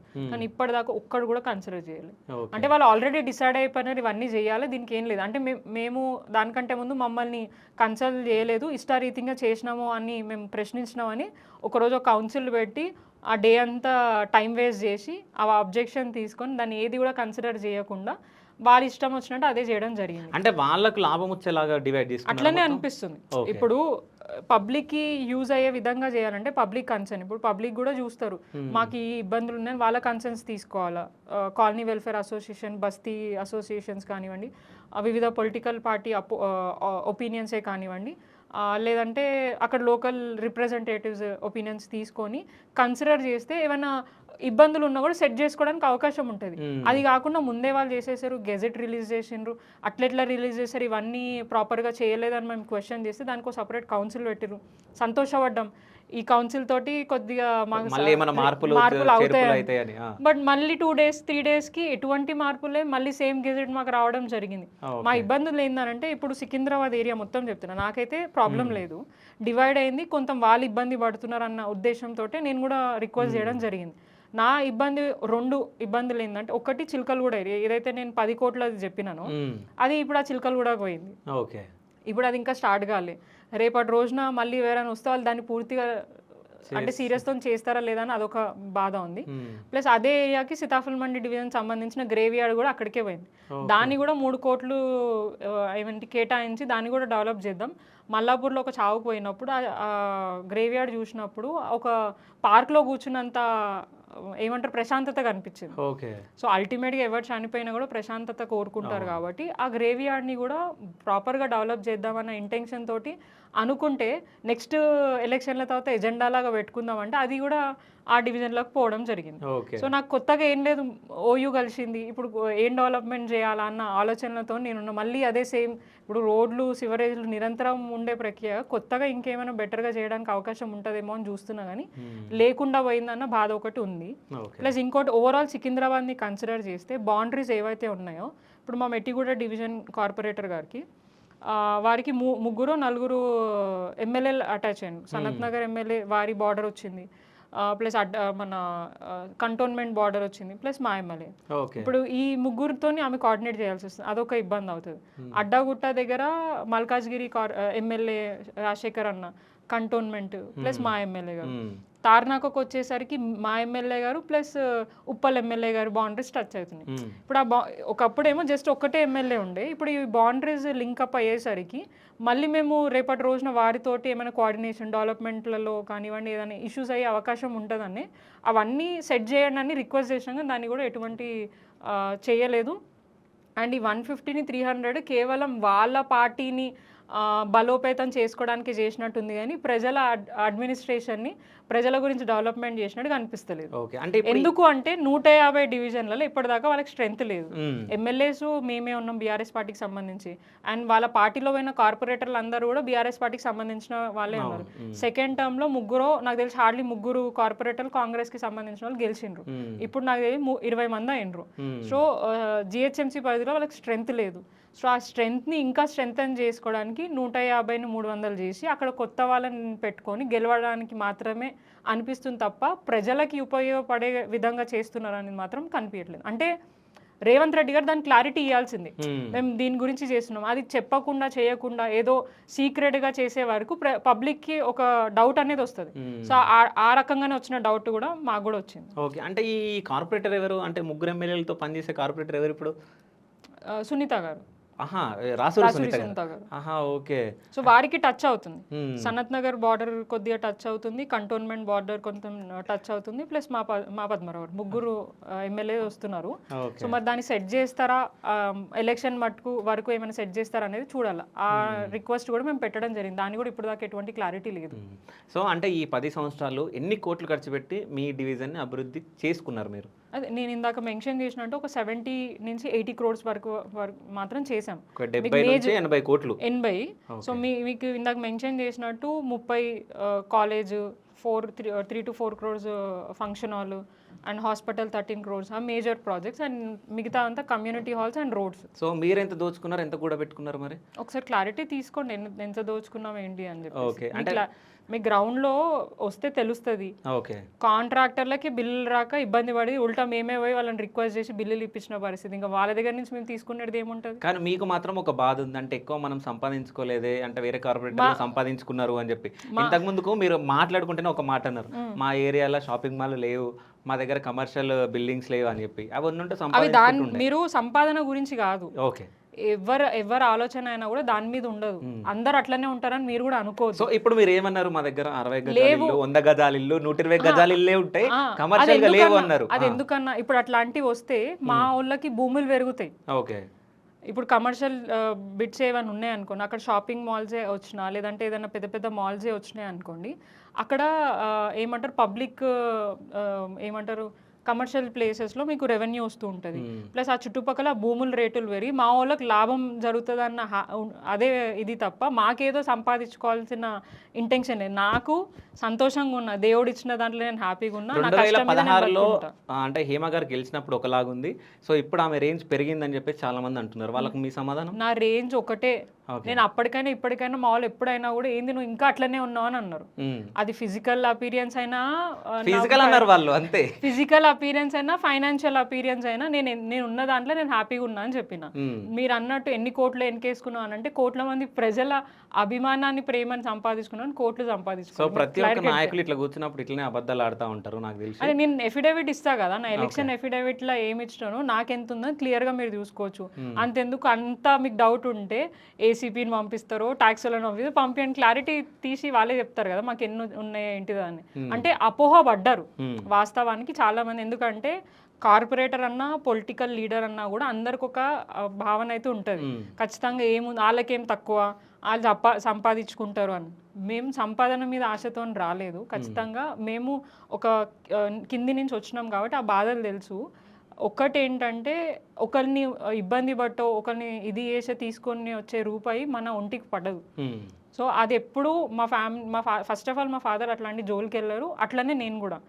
సో నాకు నేను సంపాదించుకుంది మాత్రమే ఏమంటారు నా ఇంటికి తీసుకుపోతా, మా వాళ్ళకి ఖర్చు చేస్తే తప్ప అక్రమ సంపాదన చేసుకొని నేను ఎవరికి ఖర్చు పెట్టాల్సిన అవసరం నాకు లేదు. సో అంటే నేను సంపాదించుకుంది చెప్తా మీకు క్లియర్గా, డైరెక్ట్ చెప్తున్నా. చెప్పండి. 2016లో నాకు ఇల్లు లేదు. 2020 వచ్చే వరకు నేను ఇల్లు తీసుకున్నా, లోన్ మీద తీసుకున్నా. ఖచ్చితంగా మాకు లోన్లు వస్తాయి, లోన్ తీసుకున్నా. సో నాకు అప్పుడు కారు ఉండే, ఆ కారు అమ్మేసి కొత్త కారు కొన్నా. అదే కారు అంటే ఒక కారు ఉంది. సో ఇంకొక చిన్న కారు ఉంది. అది నిరంతరం మా ఇన్కమ్ సోర్స్ ఏవైతే ఉంటే దాన్ని బేస్ చేసుకొని మాకు లోన్స్ వస్తాయి కాబట్టి ఆ ప్రకారం మేము తీసుకున్నాం. అది మీరు వెరిఫై చేసుకోవచ్చు, మీకు క్లారిటీ. ఒక ఫార్చునర్ కార్ కొన్నారా? ఫ్లాట్ ఫార్చునర్ కాదు, Innova car. Okay, Innova car కొన్నారు. ఇంకోటి చిన్న కార్ ఏది? టాటా టియాగో. ఓకే, అది కొన్నారు. సో ఇవన్నీ మీరు సంపాదించిన దాంతో. సో మీకు నెల శాలరీ ఎంత ఉంటుంది? నాకు 7,000 అంటే మీరు ఒకటి మర్చిపోతున్నారు, ఉట్టి 7,000 శాలరీ తోటే అందరు కార్పొరేటర్లు బతికేయరు. ఓకే, మా 7,000 శాలరీ మా డీజిల్కే సరిపోదు. నేను పిహెచ్డి చేసిన, నేను రీసెంట్గా నాది ఎంబీఏ అయిపోయింది, నాకు ప్రీవియస్ సేవింగ్స్ ఉంటాయి. నేను జెన్పాక్, కాగ్నిజెంట్, గూగుల్లో పనిచేసిన దాన్ని, లక్షల జీతాలు తీసుకొని వచ్చిన దాన్ని. సో నాకు డిఫరెంట్ సోర్సెస్ ఉంటాయి. డిఫరెంట్ సోర్సెస్ ఇన్ సెన్స్ నాకు సపరేట్ వేరే బిజినెస్ ఉంటాయి. మా ఫాదర్ రియల్ ఎస్టేట్, ఆయనకి రియల్ ఎస్టేట్కి సంబంధించిన ఉట్టి దీని మీదనే బతికేం కదా. సివిల్ కాంట్రాక్ట్ ఉంది, మేము ఫ్రీలాన్సింగ్గా చిన్న కాంట్రాక్ట్ వర్క్స్ చేస్తుంటాం ప్రైవేట్గా. సో దాని ద్వారా వచ్చిన ఇన్కమ్ బేస్ చేసుకొని చేసుకుని మా డెవలప్మెంట్ ఉంటుంది. సో ఇంకొక ఇంకా సంపాదించుకునే సోర్స్ మాకు అవసరం కూడా లేదు. ఓకే. నేను డే 1 నుంచి చెప్తున్నా, నాకు దీని మీద ఆశతో నేను రాలే. మీరు అన్నట్టు నేను ఏదో కోరుకుంటేనో నాకు ఏదో కావాలని వచ్చిన సీట్ కాదు. ఆ వచ్చిన సీట్ని కూడా ఒక రెస్పాన్సిబుల్ లాగా తీసుకొని, ఒక పదవిలాగా కాదు, ఒక రెస్పాన్సిబుల్గా తీసుకొని దీని జోలికి వెళ్ళా. యాక్చువల్గా నాకు కూడా చాలా ఉన్నాయి, కరప్షన్ చేయొద్దు, అట్లాంటి వాళ్ళని ఎంకరేజ్ చేయొద్దు, ప్లస్ ఎలక్షన్ టైంలో కూడా డబ్బులు ఖర్చు పెట్టద్దు, పెట్టడానికి సంపాదన పేరుతో తిరుగుతారు, అట్లాంటివి ఉండొద్దు. ఏదున్నా మనిషి పేరుతోని సంపాదించుకొని ఎలక్షన్లలో పోవాలన్న ఇదితోనే నా మైండ్ సెట్ ఉంటుంది. ఇప్పుడున్న జనరేషన్ మైండ్ సెట్ తోటే నేనున్నా. సీనియర్ల మైండ్ సెట్లతో నేను పోలేదు. సీనియర్లు అందరూ దోచుకుందాం అనుకుంటారు. అందరు కాదు, ఒక్కరు ఎవరో ఇద్దరు ముగ్గురు. ఇక ఇప్పుడు ఒక ఎగ్జాంపుల్ చెప్తా. ఇప్పుడు శివ గారు ఒక స్టూడియో ఓపెన్ చేసిండ్రు. ఇప్పుడు శివ గారి స్టూడియోలో చాలా మంది పని చేస్తూ ఉంటారు. దాంట్లో ఎవరైనా ఒకళ్ళు తప్పు చేసిండ్రు అనుకో, ఎవరి పేరు తీస్తారండి? ఎవరి పేరు? మీ పేరే తీస్తారు. పలానా శివ దగ్గర పనిచేసిందని అదే హైలైట్ అవుతుంది, కానీ ఆయన పేరు హైలైట్ అవుతుందా? అట్లనే ఒక సిస్టంలో ఉన్నప్పుడు ఒక్కరు చేసిన తప్పుకి అందరికీ దాన్ని కనెక్ట్ చేస్తారు. సో అందరు అట్లా ఉండరు. సో అది మనుషులను బట్టి ఉంటుంది. అది వాళ్ళు చేసుకోవాలనుకుంటే చేసుకుంటారు, వద్దనుకుంటే చేసుకోరు. సో నేను ఆ జోలికి పోలేదు. మీరు వెరిఫై చేసుకోవచ్చు. మీరు అన్నారు కొంతమందితో మాట్లాడతానని చెప్పేసి. నా ఇంటర్వ్యూ అయిపోయాక వెళ్ళండి, మాట్లాడండి, కనుక్కోండి, మీకు క్లారిటీ వస్తుంది. 2016కు ముందు రాజకీయ నాయకులు ఎట్లుండే, 10 ఏళ్ల పాటు ఎట్లున్నారు ఏంటిది అనేది క్లియర్గా మీకు అర్థమవుతుంది. ఓకే. అంటే మీరు బీకామ్ చేశారు, దాని తర్వాత ఎంబీఏ చేశారు, దాని తర్వాత మీరు కార్పొరేటర్ అయిన తర్వాత పిహెచ్డీ చేయడం జరిగింది. అంటే పిహెచ్డీ ఈ రాజకీయాలకు ఏమైనా ఉపయోగపడుతుందా? అంటే యాక్చువల్గా మా ఫాదర్ అట్లా ఉపయోగపడుతుందనే నన్ను చేయడం, అంటే చదువుకో అమ్మా అని చెప్పి ఎంకరేజ్ చేయడం జరిగింది. నేను ఎంబీఏకే ఆగిపోదాం అనుకున్నా. పొలిటికల్లో ఉన్నావు కదా, పొలిటికల్ సైన్స్ చేయి, నీకేమైనా హెల్ప్ అవుతుందేమో అని వారు ఎంకరేజ్ చేస్తే నేను ఎంట్రన్స్ రాశాను. ఆ తర్వాత నాది బ్యాక్గ్రౌండ్ వచ్చేసి మొత్తం బిజినెస్ అడ్మినిస్ట్రేషన్, బిజినెస్ మేనేజ్మెంట్ అదంతా. సో దానికి దీనికి సంబంధం ఉండదు. బట్ నాకు సీట్ వచ్చింది. సో వచ్చిన సీట్ నేను ఎందుకు వదులుకోవాలని దాన్ని కంటిన్యూ చేస్తూ నేను బిజినెస్ మేనేజ్మెంట్ చేయడం జరిగింది. అండ్ నాకు డాక్టరేట్ కూడా ఒక ఏమంటారు టాపిక్, మన టీ హబ్ వి హబ్ మీద నేను రీసెర్చ్ చేయడం జరిగింది. సో దాన్ని బేస్ చేసుకుని నాకు డాక్టరేట్ వచ్చింది. సో వివిధ రీసెర్చ్ చేస్తాం కదా. సో ప్రభుత్వం కొత్తగా ఏర్పడిన ఈ టీ హబ్ అంటే ఏంటిది, వి హబ్ ఏంటిది, దాంతో ఎట్లా ఉపయోగపడుతుంది ప్రజలకు అనేది దాని మీద రీసెర్చ్ చేసి నాకు తెలిసి నేను నవంబర్ డిసెంబర్లో నేను నా డాక్టరేట్ తీసుకోవడం జరిగింది. ఓకే. అంటే డాక్టరేట్ కోసమే మీరు పిహెచ్డీ చేసిరానంటే మీరు ఏమనంటారు? అట్లా ఏం కాదు, నాలెడ్జ్ కోసం చేసిన. ఇప్పుడు ఈ డాక్టరేట్ తర్వాత కూడా నాకు లా చేయాలని ఉంది, అది కూడా చేస్తాను. నా ఇంట్రెస్ట్ నాకు చదువుకోవాలనిపిస్తే నేను డెఫినెట్గా చదువుకుంటా, వద్దు అనుకుంటే నేను ఆగిపోతా. దానికి దీనికి ఏమి ఉండదు. అది నాకు నాకు అవగాహన పెరగాలి, నాకు కొన్ని తెలవాలని ఇంటెన్షన్ తోటి నేను నేర్చుకుంటున్నా. అండ్ ఆ పుష్ కూడా మా ఫ్యామిలీ నాకు ఇస్తుంది. వెనక నుంచి నువ్వు చదువుకో, మేము సపోర్ట్ చేస్తామని కూడా అట్లా ఇవ్వడం తోటే నేను చదువుకోగలిగాను. సో పొలిటికల్ చేస్తూ కాలేజ్కి వెళ్ళి చదువుకొని, ఉస్మానియా యూనివర్సిటీలోనే చదువుకొని డాక్టరేట్ తీసుకోవడం జరిగింది. దీంతో ఏదో లాభం అవుతుంది అని అంటే లాభం డెఫినెట్గా అవుతుంది. మనకు ఒక ట్యాగ్ ఉంటుంది డెఫినెట్గా, అంటే బాగా చదువుకున్న అమ్మాయి అన్న ట్యాగ్ ఉంటుంది. అండ్ ప్రజల్లో రెస్పెక్ట్ ఉంటుంది. మన చదువుతో మనకు వచ్చే రెస్పెక్ట్ కూడా ఉంటుంది. సో దాన్ని ఎట్లా డిగ్నిటీగా మనం మెయింటైన్ చేస్తున్నాం, తీసుకెళ్తున్నాం అనేది కౌంట్ చేస్తారు. కాబట్టి ఆ చదువు కూడా ఉపయోగపడుతుంది. అని చదువుకోవాలి కూడా. రేపటి రోజున ఇది ఉన్నా లేకపోయినా మన చదివే మనకి హెల్ప్ అవుతుంది కదా. అంటే ఇప్పుడు మీరు సాఫ్ట్వేర్గా ఉన్న మీరు ఇందులోకి వచ్చిన తర్వాత దానికి దీనికి డిఫరెన్సియేషన్ ఏం చూసారంటే ఏమని చెప్తారు? చాలా చూసిన. ఓకే. ఇప్పుడు అంటే నేను జాబ్ చేసేటప్పుడు నాకు నా ఫ్యామిలీ మట్టుకే 6 మంది 7 మంది మా ఫాదర్, మదర్, మా బ్రదర్, మేము మట్టుకే అనుకున్నాం. కానీ ఇప్పుడు 60,000 ఓటర్ల ఫ్యామిలీ నాకు అయిపోయింది. వాళ్ళందరి బాధ్యత, మంచో చెడో, మంచి అయినా నేనే తీసుకోవాలా, చెడైనా నాదే రెస్పాన్సిబిలిటీ. సో ఆ రెస్పాన్సిబిలిటీ నా మీద వచ్చినప్పటి నుంచి నేను ఇంకా చాలా కేర్ఫుల్గా ఉన్నా. సో అప్పుడు దాకా చాలా ఫ్రీగా నేను ఎంజాయ్ చేసిన దాన్ని, ఇంత ఏమంటారు బాధ్యతను తీసుకొని ముందుకెళ్ళడం అనేది చాలామందికి రాదు. ఇప్పుడు మీరు చూసుంటే చాలామంది రాజకీయంలో కష్టపడతారు, డబ్బులు ఖర్చు పెట్టుకొని ఉంటారు, ఆ పదవి కావాలని చెప్పేసి ఎన్నో ఏమంటారు ఎఫర్ట్స్ పెట్టి ఉండొచ్చు. బట్ అనుకోకుండా ఫార్చునేట్గా మహిళా రిజర్వేషన్ తోటి నాకు అవకాశం వచ్చింది. అదే మహిళా రిజర్వేషన్ లేకపోయి ఉంటే డెఫినెట్గా నాకు అక్కడ అవకాశం లేకపోతుండే. అది కేసీఆర్ గారు కల్పించిండే. అండ్ ముఖ్యంగా నాలాగా చాలామంది యంగ్స్టర్స్ ఉన్నారు. 2016 నుంచి ఇప్పుడు దాకా కూడా చాలామంది పెద్ద పెద్ద వాళ్ళు కనిపించట్లేదు. యంగ్ జనరేషన్కి అవకాశం ఇస్తారు. ఖచ్చితంగా వాళ్ళలాంటి వాళ్ళు వస్తే కొంచెం ఎనర్జీతో ఎఫర్ట్స్ పెట్టి పనిచేస్తారని ఇంటెన్షన్ తోటే అవకాశం ఇవ్వడం జరిగింది. సో చాలా డిఫరెన్సే ఉందండి. అంటే అదొక డిఫరెంట్ లైఫ్, ఇదొక డిఫరెంట్. అక్కడ మొత్తం సాఫ్ట్, ఇక్కడ మొత్తం మాస్ అంటారా? అంతే కదా, ఓకే. ఇక్కడ సాఫ్ట్ మాస్, అక్కడ ఓన్లీ సాఫ్ట్ అంతే. ఓకే. అంటే మహిళా రిజర్వేషన్ వల్ల మీకు కార్పొరేటర్‌గా అవకాశం వచ్చిందని మీరు అంటున్నారు. అంటే ఒక మహిళగా అంటే రాజకీయాల్లోకి వచ్చినప్పుడు చాలామంది చాలా రకాలుగా మాట్లాడతారు. చాలా రకాలుగా తొక్కేద్దాం అనుకుంటారు. సో, అట్లాంటివి మీరు రాజకీయంగా ఎట్లాంటివి ఎదుర్కొన్నారు? మీ మనసులో ఏముందో అది చెప్తారని చెప్పి నా మనస్ఫూర్తిగా నేను కోరుకుంటున్నా. సో, ఎట్లాంటి అడ్డంకులు ఎదుర్కొన్నారు? మీరు చెప్పకుంటే నేనే అడుగుతా. చాలా ఇప్పుడు ఎవరికైనా కూడా ఏ ప్రొఫెషన్, ఈవెన్ మహిళకే అనే కాదు, జెంట్స్ కూడా ఇష్యూస్ ఉంటాయి. జెండర్ డిఫరెన్స్ అనేది అంటే ఇప్పుడు అందరు అంటారు కదా, ఇంకా మేల్ డామినేటెడ్ లోనే ఉన్నామని సొసైటీలో. సో అదే నడుస్తుంది ఇంకా. అయినప్పటికీ అట్లా అనుకోకుండా ఆ మేల్ ఉన్న వాళ్ళు కూడా సపోర్ట్ చేస్తున్నారు మహిళలు. సో మనం ఒకటే స్టేట్మెంట్కి స్టిక్ అవ్వదు, ఆ మేల్ డామినేషన్లో కూడా ఆ మేల్స్ కూడా సపోర్ట్ చేస్తున్నారు. సో ఆ ఎంకరేజ్మెంట్ తోటే ఈరోజు నేను ఇక్కడ కూర్చున్నా. సో నాకు ఆ సపోర్ట్ ఉంది. కానీ ఇక్కడ మేల్ కంటే ఫీమేలే ఎక్కువ వెనుకకు లాగుతారు. అంటే దీంతో కొన్ని కాంట్రవర్సీ నేను మాట్లాడడానికి రావచ్చు, కానీ చాలా మందికి తెలుసు ఎక్కువ ఈర్ష, అసూయ అనేది ఎక్కువ మటుకు లేడీస్లోనే ఉంటుంది. సో అది ఉండద్దు. ఇంకా కూడా మహిళలు ఎదగడానికి అంటే ఇంకా ముందుకు రాలేకపోతున్న కారణం పురుషుడు కాదు, మహిళనే అని నేను అంటాను. ఓకే. సో వాళ్ళు ఎప్పుడైతే వాళ్ళ మైండ్ సెట్ మారుతుందో, ఒకళ్ళు ఎదుగుతున్నప్పుడు వాళ్ళకి ఎంకరేజ్మెంట్ ఇచ్చి, అంటే అట్లా అందరు ఉన్నారని నేను అనట్లే, హార్డ్లీ 1 or 2 మెంబర్స్ వాళ్ళ వల్ల కొద్దిగా ఇంకా కూడా ఆ వెనుకకు పోయే తత్వం వస్తుంది. ఇప్పుడు ఒక ఇంట్లో ఉంటాము, సపోజ్ పెద్దవాళ్ళే ఉంటారు, లేడీసే, అవసరమా నీకు, ఇంట్లో కూర్చో అని అంటారు. అది అట్లా ఎల్లు పని చేసుకో అని అన్న దానికి వేరే ఉంటుంది. లేడీస్ కాన్వర్జేషన్ నేను అంటున్నా. అక్కడ కొంతమంది జెంట్స్ కూడా ఉంటారు, అంటే ఎదగనీయకుండా చూస్తారు. సో అట్లా వివిధ రకాలుగా వివిధ స్టేజ్ల నుంచి నేను వచ్చిన దాన్ని. నేను కూడా ఒక చిన్న ఉన్నప్పుడు మా నాన్నమ్మ ఉంటుంది, నేను డైరెక్ట్ చెప్తున్నాను, ఇప్పుడు ఆమె లేదు, ఆమె గురించి మాట్లాడద్దు, కానీ ఆ ఆడపిల్లల్ని బయటికే పోనివ్వదు. నన్ను చాలా స్ట్రిక్ట్గా పెంచిండ్రు. నేను ఎటు పోయినా మా అన్ననో మా డాడీయో మా మమ్మీ ఎవరో ఒకరు ఏదో ఒకటి, అంటే వాళ్ళ సొసైటీ భయం వాళ్ళకు కూడా ఉంటుంది. సో నా మీద నమ్మకం లేకపోవడం కాదని సొసైటీ మీద నమ్మకం లేక అట్లా కొంతమంది వాళ్ళ పిల్లల్ని చాలా జాగ్రత్తగా పెంచే ప్రయత్నం చేస్తూ ఉంటారు. సో అట్లా పెరిగిందానే నేను కూడా. సో అప్పుడు నాకు కోపం వస్తుండే, మా అన్నకి అన్నీ నేర్పిస్తుండే, అంటే స్పోర్ట్స్ అయినా కూడా వేరే వివిధ యాక్టివిటీస్ అయినా నన్ను ఎందుకు తీసుకోకపోతున్నాను ఒక బాధ అప్పుడు ఉంటుండే.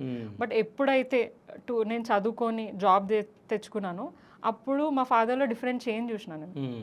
అరే నా బిడ్డ సొంతంగా జాబ్ తెచ్చుకుంది, పని చేస్తుంది అని అప్పటి నుంచి నాకు ఒక రెక్కలు వచ్చినాయి. అప్పుడు దాకా రెక్కలు లేవు, అప్పుడు వచ్చినాయి. సో అప్పటి నుంచి అయినా కూడా నాకు ఫ్రీ హ్యాండ్ ఇవ్వడం, చదువుకో, నీ ఇష్టం, ఎక్కడైనా జాబ్ చేయి. అండ్ ఈవెన్ అసలు ఇంట్లో నుంచి ఎక్కువ బయటికి వెళ్ళని వాళ్ళు అబ్రాడ్కి నేను యాక్చువల్గా అబ్రాడ్కి పోతుండే, ఈ అవకాశం రాకపోతే అంటే వచ్చే ముందు నేను అబ్రాడ్కి వెళ్తుండే. అండ్ అది కూడా నేను డ్రాప్ అయ్యి ఇక్కడనే మా ఫాదర్ కోసం, మా ఫాదర్ అంటే మా ఫాదర్కి ఏదైతే ఇస్తా అన్నారో ఆయన నా ద్వారా ఫుల్ఫిల్ చేసుకోవాలనుకుంటున్నారని, ఆయన డ్రీమ్స్ని ఫుల్ఫిల్ చేయడానికి నేను ఇక్కడ ఆగిపోవడం జరిగింది. సో ఈ ప్రాసెస్లో నేను చాలా ఎదుర్కొన్నాను. నన్ను చాలా క్రిటిసైజ్ చేసిండ్రు, చాలా రకాలుగా మాట్లాడింది. మీరు అన్నట్టు ఫిజికల్ అపీరియన్స్తో కూడా అన్నారు, ఆమె ఏంది బక్కగా ఉంది, ఆమె ఏం చేస్తుంది, అట్లా మాట్లాడిన వాళ్ళు ఉన్నారు. క్యారెక్టర్ వైజ్ క్యారెక్టర్ అసాసినేషన్ చేసినారు. అట్లా చాలా రకాలుగా విన్నాము, అవన్నీ కూడా పట్టించుకోవాలి. అవన్నీ కూడా ఒకటి ఏందనంటే మేము ఏమంటారు, మనకి ఒక గోడలాగా బిల్డ్ చేసుకొని స్ట్రాంగ్ అయినాం తప్ప ఎక్కడ కూడా దాన్ని బేస్ చేసుకొని నెగిటివ్ని తీసుకొని నేను గ్రో అవ్వాలి, పాజిటివ్ని తీసుకొని నేను గ్రో అయినా. ఓకే. సో నెగిటివిటీని ఎప్పుడు క్యారీ చేయలేదు. ప్రజల్లో నాకు ఎంత ఇబ్బంది ఉన్నా ప్రజలలో వాళ్ళతోని నవ్వుకుంటా మాట్లాడినప్పుడే నేను అవన్నీ మర్చిపోయినా. సో ఎంత క్రిటిసిజం చేసినా, ఎంత అదే అంటారు కదా, పళ్ళున్న చెట్లకి రాళ్ళు కొడతారని. సో మనం కష్టపడుతున్నాం, మన ఎదుగుదలనే వాళ్ళకి బాధ కలిగిస్తున్నప్పుడు సో నేను ఎందుకు ఆగాల, నా పని నేను చేసుకుంటా పోతాను, అట్లనే పోవడం జరిగింది. సో దేన్ని కూడా నేను కేర్ చేయలే, పట్టించుకొని, ఇప్పుడు కాదు ఎప్పుడు కూడా పట్టించుకొని. ఓకే. ఎప్పుడైనా ఒంటరిగా కూర్చొని ఏడ్చిన రోజులు ఉన్నాయి? ఉంటాయి కదా, డెఫినెట్గా ఎవరికైనా ఉంటాయి. ప్రాబ్లమ్స్ ఉంటాయండి ఎవరికైనా కూడా. దాన్ని ఎట్లా అని అంటే, ఇప్పుడు అంతెందుకండి ఎలక్షన్ టైంలో అరే ఇంత టఫ్ సిచ్యువేషన్ ఉంది అన్న భయం ఒకటి ఉంటుంది. ప్లస్ కొన్ని ఇష్యూస్ నాకు గతంలో ఫస్ట్ టైంలో ఉన్నప్పుడు అయినాయి, లేని తప్పులు కూడా నా మీద వేసే ప్రయత్నం చేస్తున్నారు. ఇంత కష్టపడుతున్నా, ఇంత జనాలలో ఉన్నప్పుడు కూడా నా మీద ఏదో ఒక రిమార్క్ వేస్తున్నారన్న బాధ ఎవరికైనా ఉంటుంది. ఆడపిల్లల చిన్న మాటకే మనం బాధపడతాం. సో ఉంటాయి, కానీ అన్నీ కూడా మేము పబ్లిక్లో తీసుకురాం కదా. సో అవి ఉన్నాయని చెప్పేసి అవి చూపియం కూడా. సో ఏది ఉన్నా కూడా దాన్ని పక్కకు పెట్టి ప్రొఫెషనల్కి వచ్చే వరకు మేము దాన్నే హ్యాండిల్ చేస్తాం. పర్సనల్ని ఇక్కడ కూడా ఇది చేయం. దాన్ని ఎప్పుడు ప్రూవ్ చేసుకోవాలి, ఏం ప్రూవ్ చేసుకోవాలనేది నేను డెఫినెట్గా చేసుకుంటా ఆ సందర్భం వచ్చినట్టు. కానీ ఇప్పటిదాకా నాకు ఆ సందర్భం రాలి. ఎవరు కూడా నన్ను ఏలెత్తి చూపించలేదు, నువ్వు పలానా ఇట్లా చేసినావు అని కూడా ఎవరు నన్ను ఒక్కసారి కూడా అడగలేదు. ఎందుకంటే అందరికీ నాకు తెలుసు, అందరికీ నా గురించి తెలుసు, నేను నా వ్యక్తిత్వం ఏంది, నేనేందని అందరికీ తెలుసు. సో ఎప్పుడు నన్ను ఏలెత్తి చూపించలేదు. ఏలెత్తి చూపించిన వాళ్ళని అడగండి, తెలుస్తుంది వాళ్ళు ఎట్లాంటి వాళ్ళు. సో ఇప్పుడు సీతాఫల్ మండి డివిజన్ టికెట్ మీకు వస్తుందని మీరు అనుకుంటున్నారా? పక్కా వస్తుంది. మీకు ఇస్తారని హామీ ఇచ్చిరా? అంటే ఇస్తారు డెఫినెట్గా. సో నాకు బయట నుంచి వచ్చిన ఇన్ఫర్మేషన్ ఏంటంటే ఈసారి హేమ గారికి సీతాఫల్ మండి డివిజన్ టికెట్ రాదు అని అంటున్నారు. సో దానిపైన మీరు ఏం మాట్లాడారు? ఎవరు చెప్పారు మీకు రాదని? ఏదో మాకు వచ్చింది ఇన్ఫర్మేషన్. అట్లేం లేదు, ఖచ్చితంగా ఇస్తారు. ఇప్పుడు ఇంకా డివిజన్లు పెరిగినాయి, తగ్గలే, పెరిగినాయి కాబట్టి వేరే వాళ్ళకి కూడా అవకాశాలు ఉంటే పార్టీకి కూడా పనిచేసిన వాళ్ళు కావాలా. సో నిరంతరం ప్రజల్లో ఉన్నాం, పనిచేస్తూ ఉన్నాం, ఒక రిమార్క్ లేదు. సో అట్లాంటి వాళ్ళకి ఇవ్వకుండా అయితే ఉండదు, డెఫినెట్గా ఇస్తుంది. సో అండ్ తర్వాత కూడా వాళ్ళు సర్వేలు చేయించుకుంటారు, ఆ సర్వేల బేస్ మీద కూడా మనకి అవకాశాలు ఉంటాయి. సో ఉండి ఇదే అనేది కూడా ఏం లేదు, తర్వాత ఫ్యూచర్ కూడా ఉంటుంది. సో నా ఏజ్ కూడా అయిపోలేదు, మీలాగానే నేను కూడా యంగ్ ఉన్నా, డెఫినెట్గా పని చేయడానికి ఎనర్జీ ఉంది, ఇంకా ఎఫర్ట్స్ పెట్టి పని చేస్తా, ఖచ్చితంగా అవకాశం ఇస్తుంది. పని చేసిన వాళ్ళు పార్టీ దూరం చేసుకోదని నేను భావిస్తాను. ఓకే, అంటే ఒకవేళ సీతాఫల్ మండి టికెట్ ఇవ్వకుండా వేరే డివిజన్ టికెట్ ఇస్తే తీసుకుంటారా? ఎక్కడ ఇచ్చినా కూడా తీసుకుంటా, అది పార్టీ నిర్ణయం కదా. ఓకే, పార్టీ ఎక్కడ డిసైడ్ చేసి. సో సీతాఫల్ మండి డివిజన్ టికెట్ ఎవరికి పోయినా పర్లేదు, పార్టీ డిసైడ్ చేస్తుంది. రిజర్వేషన్స్ కూడా కావాలి. ఇప్పుడు రిజర్వేషన్ 10 years నుంచి ఒకటే ఉంది, జనరల్ మహిళ ఉంది. ఇప్పుడు వేరే చేయొచ్చు, చేసినప్పుడు వేరే వాళ్ళకి అవకాశం వచ్చినప్పుడు నాకు వేరే దగ్గర అకామిడేట్ పార్టీ చేయాలనుకుంటే చేస్తే నేను అక్కడ కూడా పని చేయడానికి ఉన్నా. లీడర్ అనేవాళ్ళు డైరీ చేసే వాళ్ళు అట్లనే ఉండాలి కదా. నాకు ఇక్కడనే ఇస్తే నేను పని చేస్తా అనేది ఏం లేదు కదా. నేను లీడర్షిప్ అనేది వేరే దగ్గర కూడా ఉపయోగపడుతుంది అని వాళ్ళు భావించింది కాబట్టి వేరే దగ్గర ఇస్తున్నారు. సో దాన్ని యాక్సెప్ట్ చేయాల్సిందే. సో అంటే హేమ గారు కూడా సైలెంట్ రాజకీయాలు చేయడం నేర్చుకున్నారు. రాజకీయం నేను ఎప్పుడు చేయను, నాకు ఇప్పుడు దాకా అది రాలేదు. ఓకే, ఏది చేసినా కూడా ఏది నేర్చుకున్నా కూడా నా చుట్టూ ఉన్న లీడర్లతోనే నేర్చుకున్నా. కానీ నేర్చుకున్నది అన్ని కూడా మంచిగా నేర్చుకున్నాను, చెడులు మాత్రం ఎక్కడ నేర్చుకోలేదు. ఓకే, మీ రాజకీయ ఎదుగుదలకి ఎవరు కారణం అంటే ఎవరెవరి పేరు చెప్తారు? డెఫినెట్గా ఫస్ట్ పద్మారావు గారి పేరు చెప్తాను. మా ఫాదర్ ఫ్యామిలీ వైజ్ నాకు అంటే అఫ్కోర్స్ ఫ్యామిలీ ఫాదర్ త్రూవే నేను వచ్చాను. తర్వాత పద్మారావు గారు మాకు అవకాశం ఇచ్చారు. ఆ తర్వాత కేటీఆర్ గారిని చూశాను, అప్పటి నుంచి వాళ్ళు సపోర్ట్ చేస్తూ వచ్చారు. అండ్ ఇవన్నిటికంటే ముందు ప్రజలు నన్ను యాక్సెప్ట్ చేసింది. సో ఆ యాక్సెప్టెన్స్ తోటే ఈరోజు నేను 10 years పాటు రాజకీయంలో ఉన్నాను. సో ఆ యాక్సెప్టెన్స్ని, ఆ నమ్మకాన్ని నేను క్రియేట్ చేసుకున్నా ప్రజలలో.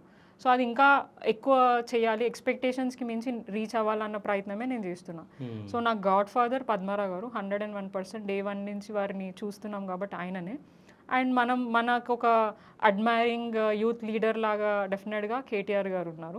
సో వారిని ఇన్స్పైర్గా తీసుకున్నా. అండ్ కేసీఆర్ గారు ఆల్రౌండర్, అంటే ఇర్రెస్పెక్టివ్ ఆఫ్ ది ఏజ్ అందరూ కేసీఆర్ గారిని అడ్మైర్ చేస్తారు. సో మా ఫాదర్ పద్మారావు గారు, కేటీఆర్ గారు అండ్ కేసీఆర్ గారు ద పొలిటికల్ లీడర్స్ నేను చాలా దగ్గరగా చూసిన వ్యక్తులు ఎవరైనా ఉన్నారు అని అంటే వీళ్ళు మాత్రం. ఓకే, అంటే ఇప్పటివరకు ఎప్పుడైనా కేసీఆర్ కానీ కేటీఆర్ గారు కానీ ఎప్పుడైనా మిమ్మల్ని అప్రిషియేట్ చేసిన రోజులు ఉన్నాయా? చాలా ఉన్నాయి. అట్లా ఎందుకు, కేటీఆర్ గారు మీ ఒక లైవ్ పబ్లిక్ మీటింగ్లోనే చెప్పడం జరిగింది.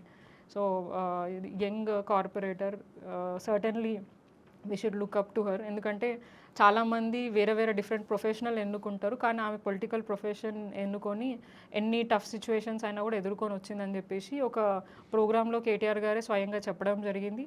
అండ్ కేసీఆర్ గారు కూడా రీసెంట్గానే యాక్చువల్గా వారిని సిట్ విచారణ తర్వాత కలిసినప్పుడు అసలు నేను ఎక్స్పెక్ట్ కూడా చేయలే కేటీఆర్ గారు మమ్మల్ని ఆ రకంగా అప్రిషియేట్ చేస్తారని చెప్పేసి. చూస్తున్నా హేమ బాగా పనిచేస్తున్నావు, బాగా లొల్లి చేస్తున్నావు పోలీసు వాళ్ళతోని అని అన్నప్పుడే అరే అంటే వారి దాకా వెళ్తుందా ప్రతి ఒక్క అంశం అనేది నాకు అప్పుడు అర్థమైంది. అప్పుడు దాకా మేబీ కేటీఆర్ అనేది, ఎందుకంటే సోషల్ మీడియా చూస్తారు, టీవీల ముందు ప్రతి ఒక్కటి చూస్తారు అని నేను అనుకోలేదు. వారు బుక్స్ ఎక్కువ చదువుతారు, పేపర్ ఎక్కువ చదువుతారు అని తెలుసు, కానీ కీన్గా ఏం జరుగుతుంది అనేది కేసీఆర్ గారు అబ్జర్వ్ చేస్తారని ఆ రోజు నాకు అర్థమైంది. సో బాగా అప్రిషియేట్ చేసిండ్రు. అండ్ అక్కడున్న ఎమ్మెల్యేస్, ఎక్స్-ఎమ్మెల్యేస్ ఎవరైతే ఉన్నారో వారికి ఇంట్రడ్యూస్ చేయడం, తినది అంటే అప్పుడు హయ్యెస్ట్ మెజారిటీ చిన్న ఏజ్ అని చెప్పడం, plus second time Amit Shah గారు వచ్చి ప్రచారం చేసినా కూడా అంత టఫ్ వేవ్ ఉన్నా కూడా గెలిచింది అని, అట్లా ఆ అప్రిసియేషన్ అనేది ఒక బూస్టింగ్ లాగా. సో ఇంకా ఎక్కువ వర్క్ చేయడానికి మాకు అవకాశం ఉంటుంది. సో చాలా సందర్భాల్లో వాళ్ళు మాత్రం అప్రిషియేట్ చేసాం. ఓకే, సో అంటే ఇప్పుడు ఈ సీటు అంటే సిట్ విచారణ అవుతుంటే మీరు అందరు వెళ్ళి గొడవలు అవి చేస్తూ ఉన్నారు. సో అంటే మీరందరూ ఒక మహిళ గురించి బాగా పోరాటం చేశారు, కవితక్క కవితక్క కవితక్క అని చెప్పి. సో ఇప్పుడు కవితక్క దగ్గరికి మీరు వెళ్ళట్లే ఎందుకు? సో పార్టీ నుంచి అక్క సస్పెండ్ అయింది మీకు తెలిసిన విషయమే. సో ఇప్పుడు మా అక్క జాగృతి అండ్ మేము బీఆర్ఎస్ కాబట్టి మేము వెళ్ళడం జరగట్లేదు. ఓకే. సో అంటే కవితక్క, సో కేటీఆర్ గారు అంటే విచారణకి వెళ్ళినప్పుడు, హరీష్ రావు గారు విచారణకి వెళ్ళినప్పుడు నెగిటివ్గా మాట్లాడడం జరిగింది. సో కేసీఆర్ గారు విచారణకి వెళ్ళినప్పుడు పాజిటివ్గా మాట్లాడడం జరిగింది. దీన్ని మీరు ఎట్లా చూస్తారు బీఆర్ఎస్ కార్పొరేటర్గా? ఇప్పుడు వ్యక్తిగతంగా వారి ఇంట్లో ఏం జరుగుతుంది ఏంటిదని మాకు క్లారిటీ లేదు. ఒక్కటి ఏదున్నా కూడా మీడియా బేస్ చేసుకొని మేము మాట్లాడాలి. సో దానికి మేము కంక్లూజన్ రావాల్సిన అవసరం మాకు లేదు. సో దాన్ని బేస్ చేసుకొని నేను మాట్లాడాను. సో అక్క మాట్లాడింది అని అంటే అదే బెటర్, అక్కడిని అడగడమే బెటర్. ఎందుకు మీరు కేసీఆర్ గారు అయితే ఇదేంటి తప్పు అంటున్నారు, వీళ్ళిద్దరైతే రాంగ్ అని అంటున్నారు అనేది అది అక్క రిప్లై ఉంటేనే బాగుంటుంది. కానీ ఇప్పుడు అది జరిగింది అనేది ఎవరు చెప్పాలి? ఇన్వెస్టిగేషన్ చేస్తున్న ఆఫీసర్స్ అఫీషియల్ స్టేట్మెంట్, లేదంటే జడ్జ్ అన్ని చూసిన తర్వాత ప్రూవ్ చేయాలి. బట్ అవన్నీ లేకుండా వన్ స్టేట్మెంట్ అందరు ఇస్తున్నారు. అండ్ మోర్ ఓవర్ వాళ్ళని నిందితుల్లాగా ఇన్వెస్టిగేషన్ చేయట్లేదు. జస్ట్ వాళ్ళకి అంటే ఇన్ఫర్మేషన్ బేస్ చేసుకొని ఒక విచారణకి జస్ట్ ఒక నార్మల్ ఇన్వెస్టిగేషన్గానే పిలిచిండ్రు. సో ఎవరికి వాళ్ళు ఒక్కొక్క స్టేట్మెంట్ ఇచ్చుకుంటూ పోవడం అనేది కరెక్ట్ కాదు. అట్లాంటి అక్క కూడా కొన్ని సందర్భాలలో కేసులు అయినాయి, అంటే కేసు అయింది. సో ఎవరు కూడా అప్పుడు అందరు కూడా అట్లా మాట్లాడడం కరెక్ట్ కాదు. అంటే లిక్కర్ కేసులో అక్క ఇదైందని తనది కూడా కోర్టులో నడుస్తుంది. అది ఫైనల్ జడ్జిమెంట్ అయిన తర్వాతనే జరిగిందా లేదని తెలుస్తుంది. అది ఆరోపణ మాత్రమే. ఇప్పుడు కవితక్క కూడా ఆరోపణనే చేస్తుంది. దాని నిరూపణ ఇన్వెస్టిగేషన్ అయిన తర్వాత జరుగుతుంది. అవన్నీ రాకుండా తప్పు మాట్లాడుతుందని చెప్తారు ఎవరైనా కూడా. కవితకు ఒక్కళ్ళే కాదు, వాళ్ళు ఎవరు మాట్లాడినా కూడా ఆరోపణనే చేస్తున్నారు. అది ఎప్పుడైతే ఫైనల్ జడ్జిమెంట్ వస్తుందో, ఇప్పుడు సిట్ విచారణ అన్నారు కదా, వీళ్ళని ఇన్వెస్టిగేషన్ పేరు మీద పిలుస్తున్నారు. దానికంటే ముందు ఆల్రెడీ ఒక అఫీషియల్ ఆఫీసర్స్ని ఇన్వెస్టిగేషన్ చేసినప్పుడు మాకు అన్ని ఆధారాలు దొరికిపోయినాయి. ఇక మేము అంటే మాకు ఆ ఎక్విప్మెంట్స్ కూడా దొరికినాయి అన్నారు. మరి అవి బేస్ చేసుకొని ఏమంటే ఛార్జ్ షీట్ వేసి కోర్టుకి ప్రొడ్యూస్ చేయొచ్చు కదా, అవి ఎందుకు చేయట్లేదు? సో ఇంకా కూడా ఏమీ లేదు, దాంట్లో క్లారిటీ లేదు. కేవలం టైంపాస్గా ఇవన్నీ జరుగుతున్నాయి. సో దానిని కేసీఆర్ గారిని బీఆర్ఎస్ పార్టీని డ్యామేజ్ చేయాలి, వాళ్ళ ఇమేజ్ డ్యామేజ్ చేయడానికి మాత్రమే ఇవన్నీ జరుగుతున్నాయి. దాంట్లో అక్క కూడా ఏమంటారు, ఎవరైనా తనని అంటే రాంగ్ వేలోకి తీసుకెళ్ళి మాట్లాడిపించే ప్రయత్నం ఏమైనా చేస్తున్నారేమో, అది నాకు కూడా తెలియదు. జస్ట్ అందరు అనుకుంటుంటే అన్నాను. సో నాకు తెలియని విషయాలు నేను మాట్లాడడం కూడా కరెక్ట్ కాదు. సో అది కంక్లూజన్ వచ్చిన తర్వాత మనకు క్లారిటీ వచ్చినాక దాని గురించి ఎందుకంటే ఒకసారి మాట అన్నాక తర్వాత అది నిజంగానే తెలిసినప్పుడు రిగ్రెట్ ఫీల్ అవ్వద్దు. సో అది తెలిసిన తర్వాతే మాట్లాడితే బెటర్. ఇది ఒక్కరికి అందరికీ చెప్తున్నాను, నాతో సహా. ఓకే. సో ఫైనల్గా కొంతమంది లీడర్ల పేర్లు చెప్తా, వాళ్ళ గురించి వన్ వర్డ్లో చెప్పండి. సో కేసీఆర్ గారు తెలంగాణ ఇప్పుడు అందరు అంటున్నారు కదా బాపు, డెఫినెట్గా he is a Bapu of Telangana. Okay. Great leader, young and dynamic, mass and class leader. So Revanth Reddy chief కాదు, chief minister. Okay. Gadwal Vijayalakshmi అసలు అక్కతోని మంచి రిలేషన్ ఉండే, బట్ అన్ఫార్చునేట్లీ ఆమె బిహేవియర్ కాంగ్రెస్లో పోయినాక ఆమె కూడా చీప్ అయిపోయింది. ఓకే. సో ఆమె లీడర్షిప్ కూడా వేస్ట్ అయిపోయింది. కవిత గారు స్ట్రాంగ్ ఉమెన్ లీడర్. పద్మారావు గారు mass leader and my political God father. So Talasani Srinivas గారు వెరీ డిసిప్లిన్ లీడర్. హరీష్ అన్న అన్న గురించి అయితే చెప్పడానికే మాట లేవు. చాలా డిసిప్లిన్ అండ్ ఏమంటారు ఒక విజన్ ఉన్న లీడర్. సేమ్ ఇప్పుడు కేసీఆర్ గారు కేటీఆర్ గారు ఎట్లనో హరీష్ అన్న కూడా అట్లనే అనిపిస్తుంది. కరాట రాజు గారు ఈరోజు సామలహిమ మీ ముందు ఉన్నదంటే కరాటే రాజు గారి వల్లనే. సో అందరికంటే ఫస్ట్ నేను పొలిటికల్ గాడ్ ఫాదర్ లాగా చూసేది మా ఫాదర్ని. ఎందుకంటే ఆయన నుంచి నాయకత్వం నేర్చుకుని, ఆయన డైరెక్ట్ పాలిటిక్స్లోకి లేకపోయినా ఆయన ఉన్న దాంట్లో ఆయన ఏమంటారు పొలిటికల్ దాంట్లో సర్వీస్ చేసిండు. నేను ఆయన మా ఫాదర్ గురించి ఒక్క అంశం చెప్పాలండి, అంటే ఒక చిన్న బిట్ షేర్ చేసుకోవాలనుకుంటున్నా. అసలు మా ఫాదర్కి ఎట్లా సీట్ వచ్చిందంటే, అంటే అవకాశం ఎట్లా ఇస్తా అన్నానంటే, ఇప్పుడు ఏ పొలిటికల్ పార్టీలో ఎలక్షన్ టైంలో పని చేసినప్పుడు కొన్ని ఖర్చులు ఉంటాయి. పబ్లిక్ బేస్ మీదనో ర్యాలీలకో దానికో రావడానికి కొన్ని ఖర్చులు ఉంటాయి. సో ఆ ఖర్చులను బేస్ చేసుకొని ఏదో ఒక ఖర్చు ఉంటుంది కదన్నా, నువ్వు ఇంత పైసలు తీసుకో అని చెప్పి పద్మారావు గారు మా ఫాదర్ చేతిలో పెట్టినారు. 1,00,000 రూపాయలు 2 లక్షలు. మా ఫాదర్ రిటర్న్ సార్కి ఇచ్చేసి, నాకు వద్దు, నువ్వు గెలిచిన తర్వాత నా పేరు చెప్పుకొని నా వాళ్ళు నీ దగ్గరకు వచ్చినప్పుడు వాళ్ళకి పని చేసి పెట్టు, గదే నాకు కావాలి, అంతకుమించి ఇంకేమొద్దు, పైసలతో నేను ఎప్పుడు పని చేయించుకోలేదన్నా, నా పరిచయాలతో నాకున్న మంచితనంతోనే వాళ్ళకి మంచో చెడ్డలో నేను నుంచున్నా. వాళ్ళ అవసరమైనప్పుడు అన్న నీ అవసరం ఉందనంటే నేను పోయి పని చేసిన. ఎందుకంటే ఇప్పుడు నా అవసరం వచ్చినప్పుడు వాళ్ళు నాకు ఎటువంటి ఆశ లేకుండా వస్తారు అని ఇదితో, రేపు నువ్వు గెలిచిన తర్వాత గదే నాకు చెయ్యి, అంతకుమించి ఇంకేమొద్దన్నాను. ఆ ఒక్క మాటతో మా ఫాదర్కి సీట్ ఇస్తా అన్నాడు. ఆ ఒక్క మాటతో నాకు ఈరోజు సీట్ ఇచ్చాను. సో ఆ మంచితనమే మా ఫాదర్ ఏమంటారు క్యారీ ఫార్వర్డ్ చేసిన, అదే మంచితనం నేను క్యారీ ఫార్వర్డ్ చేస్తాను. సో ఫైనల్ నేను చెప్తున్నా, సీతాఫల్ మండి హేమ గారు కార్పొరేటర్. అది నేను చెప్పలేను, మీరు సో చెప్పాలి. మీ గురించి మీరు ఏం చెప్తారు, ఫస్ట్ మీరు చెప్పుకోవాలి కదా. అంటే ఒక మహిళగా చాలా స్ట్రాంగ్గా, ఎన్ని ఒడిదొడుకులు ఉన్నా కూడా దాన్ని మా మదర్ ఎట్లయితే ఓపికతో ఉంటుందో అదే ఓపికతో నేను ఈ రాజకీయంలో కొనసాగించిన 10 ఏళ్ల పాటు. ఇక ముందు కూడా నా ఊపిరి ఉన్నంత వరకు డెఫినెట్గా భగవంతుడు నాకు అవకాశం ఇచ్చినన్ని రోజులు డెఫినెట్గా నేను ప్రజలకి సేవ చేసుకుంటూ ఉంటాను. ఓకే, అంటే సీతాఫల్ మండిని మొత్తం మీరు అభివృద్ధి చేసిన అని చెప్పేసి చెప్తున్నారా? మొత్తం అని అంటలే ఓకే. నేను ఎవరితో కూడా సాధ్యం కాదు మొత్తం. సో ఎంత పర్సెంట్ చేయొచ్చు 100లో? 80%. సో సీతాఫల్ మండి ప్రజలకు నేను చెప్తున్నా, సో హేమ గారు 80% అభివృద్ధి చేసిన అని చెప్పి చెప్పడం జరుగుతుంది. సో చెయ్యకపోతే మీరు కామెంట్ చేయండి. సో బస్తీమే సవాలని చెప్పేసి మీ సీతాఫల్ మండికి నేను రాబోతున్నా. సో అంటే ఇటు లీడర్ ఇటు మీరు, సో ప్రశ్నల వర్షం కురిపిద్దాం హేమ గారికి. సో ఏం సమాధానం చెప్తారో చూద్దాం. సో బస్తీమే సవాలని చెప్పేసి మీ బస్తీకి రాబోతున్నాను. సో రెడీగా ఉంటారు కదా. సో ఫైనల్గా ఇంకొకటి, ఒక కామెంట్ రావడం జరిగింది మీ ప్రీవియస్ ఇంటర్వ్యూలో. సో అవును, మొన్న జూబ్లీ హిల్స్లో నీ సత్తా ఏందో చూసినాం హేమ. సో నువ్వు ప్రచారం చేయడం వల్లనే ఆమె ఓడిపోయింది. సో ఇప్పుడు నీ సీతాఫల్ మండి డివిజన్లో నీ ఓటమి పక్కా. సో అది చూసుకో, ఓవర్ యాక్షన్ చేస్తున్నావు అని చెప్పేసి కామెంట్ చేశారు. దీనికి మీ సమాధానం? జూబ్లీస్లో ఎందుకు ఓడిపోయినారు ఏంటిది అనేది అందరికీ తెలుసు. మీరే స్వయంగా చాలా సందర్భాల్లో చూసిండ్రు. ఆడ నేను ఒక్కదాన్నే స్టార్ క్యాంపెయినింగ్ కాదు, ఇక్కడ పాయింట్ అవుట్ చేసింది మిమ్మల్ని. నేను చెప్తున్నా, మీరు ఎక్స్ప్లెనేషన్. నేను ఆడ స్టార్ క్యాంపెయినింగ్ కాదు, నేను క్యాంపెయినింగ్ చేయలేదు. నాకు బాధ్యత ఇచ్చింది ఏంటంటే క్యాండిడేట్ తోటి ఉండండి, వారికి ఏమైనా ఇబ్బందులు ఉంటే చూసుకోండి, అది మాత్రమే నేను చేసిన. వారి పక్కనే నేను ఉన్నా, సెల్ఫ్గా పోయి నేను అక్కడిక్కడ క్యాంపెయినింగ్ చేయలేదు, వారితో పాటు నేను ఉన్నా. సో వారి ఓడిపోవడంలో మీరు నన్ను పాయింట్అవుట్ చేసిందంటే నీ తెలివి ఆడనే అర్థమవుతుంది. ఫస్ట్ కమెంట్ చేసినోడు తెలివి ఎంత ఉందో అది వాళ్ళు చూసుకోవాలి. ఓకే, నా వ్యక్తిగతం ఏందని 10 ఏళ్ల పాటు ప్రజలు నన్ను ఆడ చూసిండ్రు. నేను ఓవర్ యాక్షన్ చేస్తున్నానా, పని చేస్తున్నానా వారికి అవసరం, కమెంట్ చేసినోడికి అవసరం లేదు. వాడు ఓటు వేయలేదు నాకు అవసరం కూడా లేదు. నేను చూడను కూడా. నేను యాక్చువల్గా ఎవరిని ఆ నెగిటివిటీని క్యారీ చేయాలని అంటున్నా కదా, అంటే నేను పట్టించుకోను. అది నిజంగా చెప్తున్నా కదా, అవి చూస్తే మనం డిస్టర్బ్ అవుతాం, మనం పని చేయలేము. సో అందుకనే కమెంట్ చేసినోడికి పని పాట లేనోడు చేస్తాడు, పని ఉన్నోడు వాడి పనులలో వాడు బిజీ ఉంటాడు, ఖాళీగా కూర్చున్నోడే అవన్నీ కమెంట్లు చేసుకుంటా ఉంటాడు. వాడి లైఫ్ అయ్యిందో వాళ్ళు చూసుకోవాలి. అది ఎవరైనా కానీ, నా మీదనే కాదు, ఓవరాల్గా ఎవరి మీద ఎవరైనా కమెంట్ చేస్తున్నప్పుడు అసలు వాళ్ళు ఏం అంటే ఏ స్టేజ్లో ఉన్నారు, ఎంత స్ట్రగుల్ ఫేస్ చేసి ఆ స్టేజ్కి వచ్చిందని వారికే తెలుసు, నీకు తెలియదు. వారి ప్లేస్లో ఉంటే నీకు తెలుస్తుంది, నువ్వు వాళ్ళ ప్లేస్లో లేవు కాబట్టి నీకు తెలియదు. సో అంత ఈజీగా ఒకరి మీద కమెంట్ పాస్ చేయడం అనేది వాళ్ళ వ్యక్తిగతానికి, వారి క్యారెక్టర్కి కరెక్ట్ కాదు.